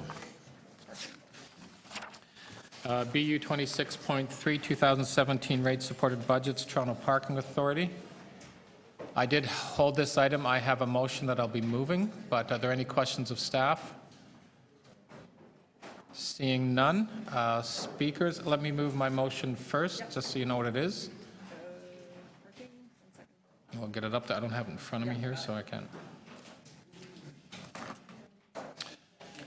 That the General Manager, Transportation Services, in consultation with the President of Toronto Parking Authority, report to the Budget Committee in the second quarter of 2017 on the revenue impacts of parking changes made by community councils in the last 5 years and processes for Toronto Parking Authority to provide input into proposed parking changes which may impact revenue to be considered in the Community Council. And 2, that direct the City Manager, Economic Development and Culture in consultation with the President, Toronto Parking Authority, report to the Budget Committee in the first quarter of 2017 on those areas where on-street parking rates have not increased significantly despite robust local economic growth. So I've moved those 2 motions. Any questions of the mover? Are they clear enough? They're really for reports to come back next year. Okay, all in favor? Opposed? That's carried. Item as amended, all in favor? Opposed? That's carried. Next item, BU 26.4, the operating variance report for 9-month period. There you go. Congratulations on Councillor Layton. You held down the next item, the operating variance report. Yes, thank you very much. I have a couple just very brief questions. One regarding the gapping rate. We're seeing that our unfilled positions are like twice the gapping rate. Is there an explanation for that? Yes. So in addition to, I mean, the regular challenges that we have in terms of turnover and hiring, and in a unionized environment, bump ups where, you know, a junior becomes a middle analyst, becomes a senior analyst, and So you fill one at the top, the middle moves up, then the bottom moves up, and so that you have to do on average something like 2.5 competitions to fill one position sometimes. In addition to those additional challenges that lead to gapping and natural turnover, I think it's pretty safe to say, with the budget target that we got for -2.6, that many divisions have been holding those vacant in anticipation of reducing or cutting positions in the budget to meet the target and rearranging work, efficiencies, and what have you. And when we show the budget in a couple weeks, you'll see some position reductions. So I think that is an extra layer that's happening this year. And I think even in the report, we do mention it in some spots. I know in my area, we have been doing that. So, but why would division, there's an approved staff complement for 2016 in order to deliver a certain level of service, and yet we're deliberately not meeting that level of service. I am not saying that we are not meeting the service. I did not say that, but I know for example, in some of my areas, we are looking at, given the -2.6, how can we deliver that service in a different way and have efficiencies? Okay, then let me ask you this question. Why didn't you come back last year when your requests were made to find efficiencies and say that you could do your existing level of service for less?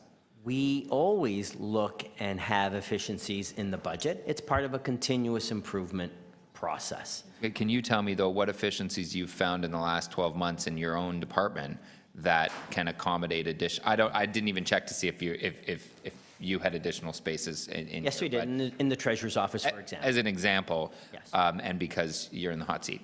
Yep. I'm always in the hot seat. Like, did you find additional efficiencies this year that allow you to meet the same level of staffing?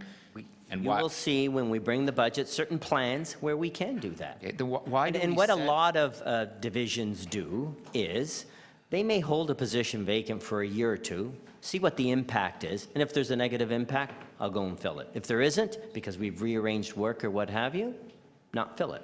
I think that's a common practice too sometimes. But Because we know we will always be under the gun and pressure to continually improve. So, but the chart, I think it's 1 and 2, or Appendix 1 and 2, that show how somehow miraculously we're going to go from a -2.5 above gapping change in our staff to a -2.7. Am I on the right?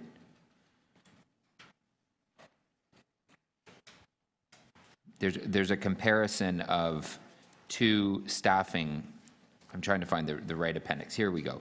So Appendix D and Appendix E. Yes, page At the very 25. bottom, the grand total after gapping of operating vacancy is 2.5, but then the year end on the very next page is 0.3.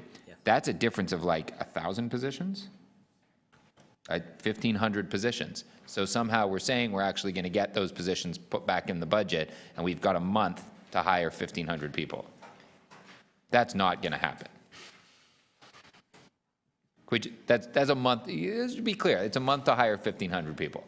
So these are numbers as of September 30th, so that's 3 months. There's that. So the projection to year end. How are we doing in the last 2 I will months? concede that point. I will concede you that point. Then why are we saying we're holding on to them just to give them away and then saying we're going to? No. What I said is, so you just asked, is it really, you're going to fill all those positions? It'll be a challenge. I will concede that. Are some of these positions being held vacant in anticipation of reductions in 17? I can tell you yes. There's a workforce development plan that should have been coming forward that we got. I think it was Councillor Carroll. We were supposed to bring forward a workforce development plan that would help us figure out how to fill these positions instead of having 2.5 cycles. I know that's my last question, but what's the status of that? I don't know if somebody from HR is here that can answer that. I can't answer that question. Okay. Can we just make a note that that's probably a question that's going to come up at council or executive or whatever? Thank you, Councillor Layton. I'll go to Councillor Campbell next. What are higher than planned payments in lieu of taxes? So payments in lieu of taxes are basically federal and provincial properties that are exempt from taxation, but they pay a PILT, a payment in lieu of taxes. So instead of actually taxing, because the Crown won't pay a tax, they'll pay a payment. Sometimes that payment is based on a tax rate times an assessment. In other cases, the payment is a flat rate, like our beds and heads for hospitals, colleges, and universities. And we get estimates of those, so we know what will happen the following year. Okay, on page 15 of the report, under budget adjustments, halfway down the page, it said a budget adjustment is necessary to establish a temporary position for the duration of 2 years ending December of 2018 to accelerate the development of the citywide parkland strategy in order to support the implementation of the rail deck park. I thought we had, all of that funding was coming from a different source. I thought that was coming from Section 37 from Councillor Right, Preston. and that's correct. If you see, the impact of this is a net zero. So the first paragraph right at the end, so there's a gross cost and a net cost of zero. So this is just doing the budget adjustments to implement that decision. Okay. And there's also, on the next page, it makes reference to, this report recommends that council approve a budget adjustment to create one media relations advisor and under Toronto Public Health and one support assistant, offset by the deletion of salary increase and benefits. Okay, so is that, are these, can you just explain that? I mean, it's not a lot of money, it's $48,000, but it's Toronto Public Health and. Again, I'm looking at that. That's also a net zero, so I'm assuming that was covered by a grant, and I'm just looking to see if there is somebody here from Public Health that can provide a more fuller explanation, and I don't. But that, again, is a net cost of zero. I'm always suspicious of net cost of zero, because there's really no such thing as net cost of zero. Somebody's paid. Well, it's a net cost of zero when there's a Provinces. third-party funding. Typically in public health, it's the Okay. province. Okay, that's all my questions. Thank you. Any other questions? Councillor Davis. I just wonder if you could highlight for me the third quarter and projected variances for the TTC. That information is included in the write-up, but I'm just looking at, where is it? Appendix A, page 20. So the TTC conventional is 1 million? is looking at about a $5.1 million unfavorable variance to the year-end. Wheel-Trans about 1.7. And what the discussion in the report talks about is the conventional is where ridership is falling behind the projected increases in planned ridership that was in the budget, so fare revenues are down. What happens at the end of the year when they have a $7.2 million deficit in operating costs? So it goes all into the mix. So we have a projection here of what the variance is. It's $115 million positive, and that is made up of a lot of pluses and minuses in an organization that's this big. So But this is, it's absorbed corporately. it's absorbed, but is this ongoing loss, having not read the TTC budget, other than hearing about it and reading about it in the press, is obviously dealt with in the 2017 budget? They're factoring the revenue projections and ridership projections in their 2017 budget based upon actual data now. And I've noticed that the projected year-end in children's services, they are underspent by 5.1%. Is that, am I reading that accurately? Oh, maybe I'm not. That's court. So 2.55 million is their favorable variance on page 19 of Appendix A. I'm looking at page. Okay, this is on page 19. The projected, Sorry. You my read mistake. court I read the wrong services, line. too. It's zero. Sorry, I was reading you the court services. It's actually projected to year end is zero. Right, they draw on reserve if they require it, I gather. Okay, so the favorable, mostly the favorable underspending comes from vacancies, from overachieved land transfer tax again, another 80 million more than budgeted. 17 million from salt usage, and police and PILTs. Those are the four main areas where there is going to be a surplus. Yes, Mr. Chair, I'm going to put this very, very starkly and simply.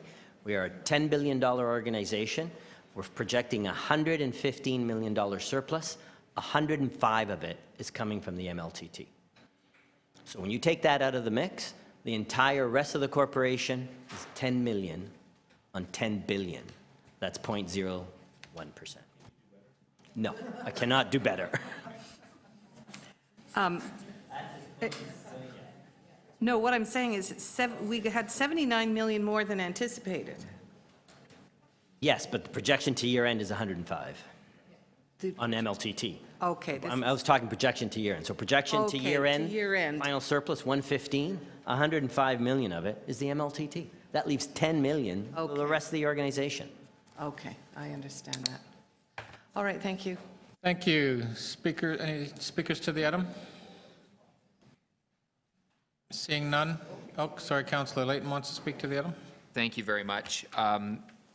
This has, for a couple of reasons, this has me really concerned. One is we heard that in all likelihood departments are holding positions vacant just because of the 2.6%, possible 2.6% decrease that they get. Because we've heard it's not necessarily going to be 2.6%. Because, and the mayor has said this repeatedly, well, there are clearly some areas that won't be able to make that. The TTC, for instance, probably shelter services. There are other divisions that it doesn't matter. 2.6% in a reduction in their budget doesn't matter because they're cost recovery. Buildings, planning, the offices that actually help create prosperity and economic growth in our city. We asked them to cut 2.6%, which makes no sense because for the most part they're supported by their fee for service. So the notion that we would be holding spots vacant based on the direction that council gave, and council sets a budget and staffing levels based on the information from staff, but we set it on an annual basis. The expectation should be to senior staff to meet those obligations. And if they're not, then we have a serious problem. And then we have this situation where while we are 2.5% over our allotted gapping target, meaning there are that many people that we are still shy in our overall staff complement, by the end of the year we're going to have it to 0.3%. Well, that's not true. We're not going to hire 1,500 people in the next 35, 40 days. It was a 3-month period, but even in 3 months, I would say that's probably a little unrealistic. I appreciate that the way our structure works, and it's likely the way it works in many companies, is as you lose people at the top, people move up, and you need to develop a way of bringing people in at the lower levels quicker. Planning has developed this. Like, we know that the planners have gone out and done larger calls for positions because they know they're going to have enough bodies in the next, or they're going to need enough bodies in the next 6 months, that it's going to make sense for them to do that. I would hope that a workforce development strategy would tell us that. We requested it last year. I think it was during the budget process, but we need to have that plan in place so that we're not stuck in this 2.5 calls gets you one position full, and hopefully that will start to address this rather significant 1,500 positions that we're right now holding vacant. Thank you. Thank you, Councillor Layton. Any other speakers? Seeing nothing, can I move, I guess, for receipt of the item? Adopt the item. All in favor? Opposed? That's carried. Last item is the new business item, which is on the pink paper, urban forestry increase to the complaints under the municipal tree protection bylaws. Yes, thank you. I'm comfortable moving the staff recommendations. Okay. All in favor? Oh, sorry, I didn't. Okay, questions, Councillor Campbell. No, I mean, I have questions that are, there's no information in this report. So this is asking us to create 6 positions, albeit for 6 months. And how much revenue is expected to be generated by the creation of the positions? Through the budget, Chair, we're expecting a minimum of about 290,000. What is 290,000? And what's the breakdown of that? Through the Chair, essentially what we can charge is, it's a non-compliance fee. So as staff go out and see a non-compliance or an infraction, they immediately lay a non-compliance fee of $659 today. It's $699 in 2017. That's the primary bulk of the revenue. An example is yesterday was our first day. We laid $6,000 worth of fines. All right, okay, so are those fines typically paid, or do we make some sort of resolution with the owner to do the planting that they're supposed to do? So through the Chair, this is not about planting. This is about specifically with hoarding that's put up around construction sites or a breakdown of the requirements for the no-touch zone. So specifically when there's a contravention in that manner, we'll issue a stop work order. We'll lay the $650 compliance fee, and we'll issue an order to comply. Okay, and so when we issue these fines, what amount of fines do we typically levy in a year for this? So through the Chair, to the Councillor, it was through the wisdom of Council in 2015 that you established this sort of portfolio, this enforcement unit. To date, this year was the first year we were able to put it in play. We've since recovered $150,000 this year. Keeping in mind, we didn't start till late in the year with the staffing we had, which were insufficient to meet the target. We could only manage to meet 50% of the complaints we were getting. This is the reason for the report in front of Council. It's zero net, it's under delegated authority, and it's full cost recovery. So it says the service levels for urban forestry include 1,356 reactive bylaw convention inspections. And it says to date, we've had 1,400 requests for bylaw contraventions. So is that, sorry, so are we saying that we expected to be able to do 1,356 and in fact 1,483 have come in? Through the I don't Chair, understand that last paragraph. Through the Chair, that's correct. So our target that we set in front of Council was based on sort of an overview of our non-compliance to date. We targeted approximately 1,300 sites would be come in for 2016.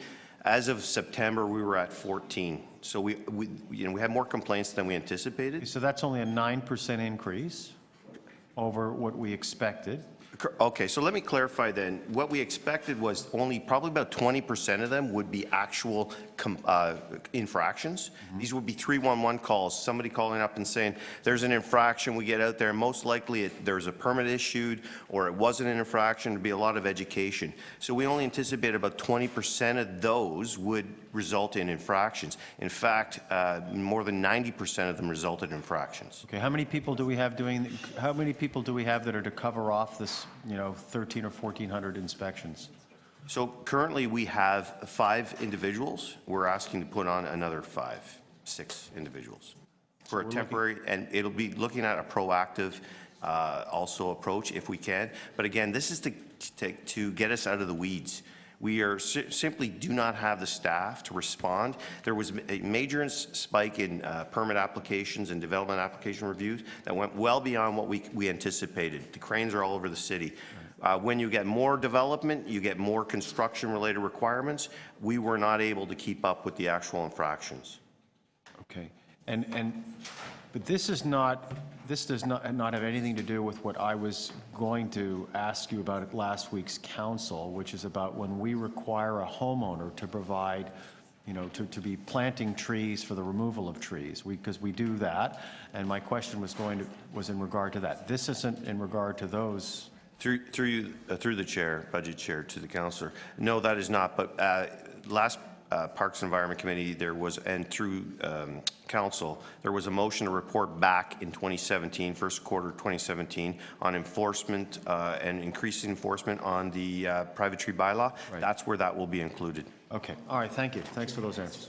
Thank you. Councillor Burnside, questions? Sure do. I sure do. Thank you. Sorry, this $700 fee, this non-compliance, and you're talking about, it's mostly about hoarding? Through the chair to the councillor, that's our primarily largest number of infractions, but that's not the only way we'll get infractions. Fair enough, fair enough. So if someone calls and said, hey, tells you, lets you know that the neighbor, they're doing an infill, the hoarding's down, would that result in a $700 fine? Through the chair to the councillor, yes. That's exactly what it's there for. We have to go out to that site. We shouldn't have gone out to that site, so instead of burdening that taxpayer with that extra site visit, they'll pay the price. Because my impression, there were a lot of times we go out and we say, hey, you know, just put it back up and it's all good. But that's not really our policy. Through the budget chair to the councillor, it's not our policy, but based on the resources we had and the afterwork, the paperwork that follows it, right, requires a huge amount of effort and time and takes away from my staff in the field. So we were asking for compliance through a gentle request. That was not insufficient. Therefore, we've fallen behind. We're asking council to give us the under delegated authority to go out and lay these, have the staff to actually adequately perform the function. Great. So the idea now is you're in contravention. Here you go. Have a nice day. That's correct. And as I had said, our first day yesterday, we collected $6,000. Yeah, perfect. And so if someone were to call in, what would the, about some sort of infraction, what do you anticipate the response time being? Well, for these infill projects in, let's say, North York. Right, through the budget chair. This is why this is a pilot. We're not sure. Right now, my response time is 50%, that I'm getting to 50% of the calls. I do not have the resources. The queue is very long. So we're asking that you allow us this pilot. And in the report, it says we'll report back out on the outcomes. That will identify timelines and then future year requirements. So that's a response rate is 50%, but the response time, you wouldn't even, what's your current response time? Well, on those 50%? Yeah, well, again, I'm going to say within a week we can get there, but that's just too late. Okay, and then so if all goes well and this actually has an impact, then we would be looking to make this permanent, correct? Through the budget chair to the councillor, yes. Okay, thank you. Thank you. Speakers to the item, Councillor Layton. I won't only introduce the staff recommendations, I will enthusiastically reduce the staff recommendations. When we heard, this item was at the Parks and Environment Committee in October from a letter from Councillor Robinson that was looking for greater enforcement of our tree protection bylaw. And one of the recommendations was to improve the bylaw investigation process, including but not limited to improving response times, streamlining the complaint and investigations, and improving transparency and accessibility of information. Then it goes on to even talk about increasing fines and the potential to establish additional penalties beyond the fines. Because we're seeing such blatant disregard to our city's tree bylaw, and many of these trees that are being impacted are ours. They're our property, no matter, like, I don't really want to refer to a tree as being someone's property, but they are ours. They're city trees. They're contributing to help the city achieve a great many things around health and the environment, as well as addressing stormwater, our stormwater management needs. But we just passed this recommendation at council word for word to look at increasing the amount of enforcement and the amount we're getting from it. So I think that this is critically important to move forward with right away. I'm one of the guys that takes pictures of trees that people are disregarding. If they've put a dump truck of cement around them, I take a picture, I send it to 311, and then I found out that half of the investigations aren't even done. And that is pretty disappointing. So I'm glad to see that they're taking such immediate action to rectify that. Thank you. Thank you. Councillor Burnside. Yeah, I just wanted to say how happy I am that Councillor Layton and I have so much in common. We like to smoke meat, we like to take pictures of trees. And I absolutely do the same thing, and I can tell you, there's nothing more aggravating than taking a picture and then, you know, we're doing our job and then we lose it on the back end.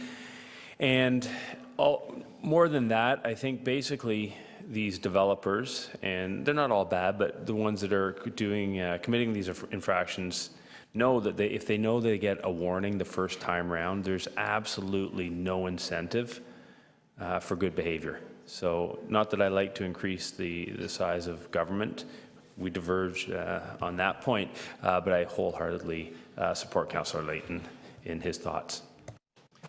Thank you. So on the item that has been enthusiastically supported and moved by Councillor Layton. Yeah. All in favor? Opposed? That carries. So we're done. Just want to reconfirm that the meeting will be canceling the meeting for November 28th because all the items have been dealt with at this particular item or at this particular meeting. So thank you. Thank you.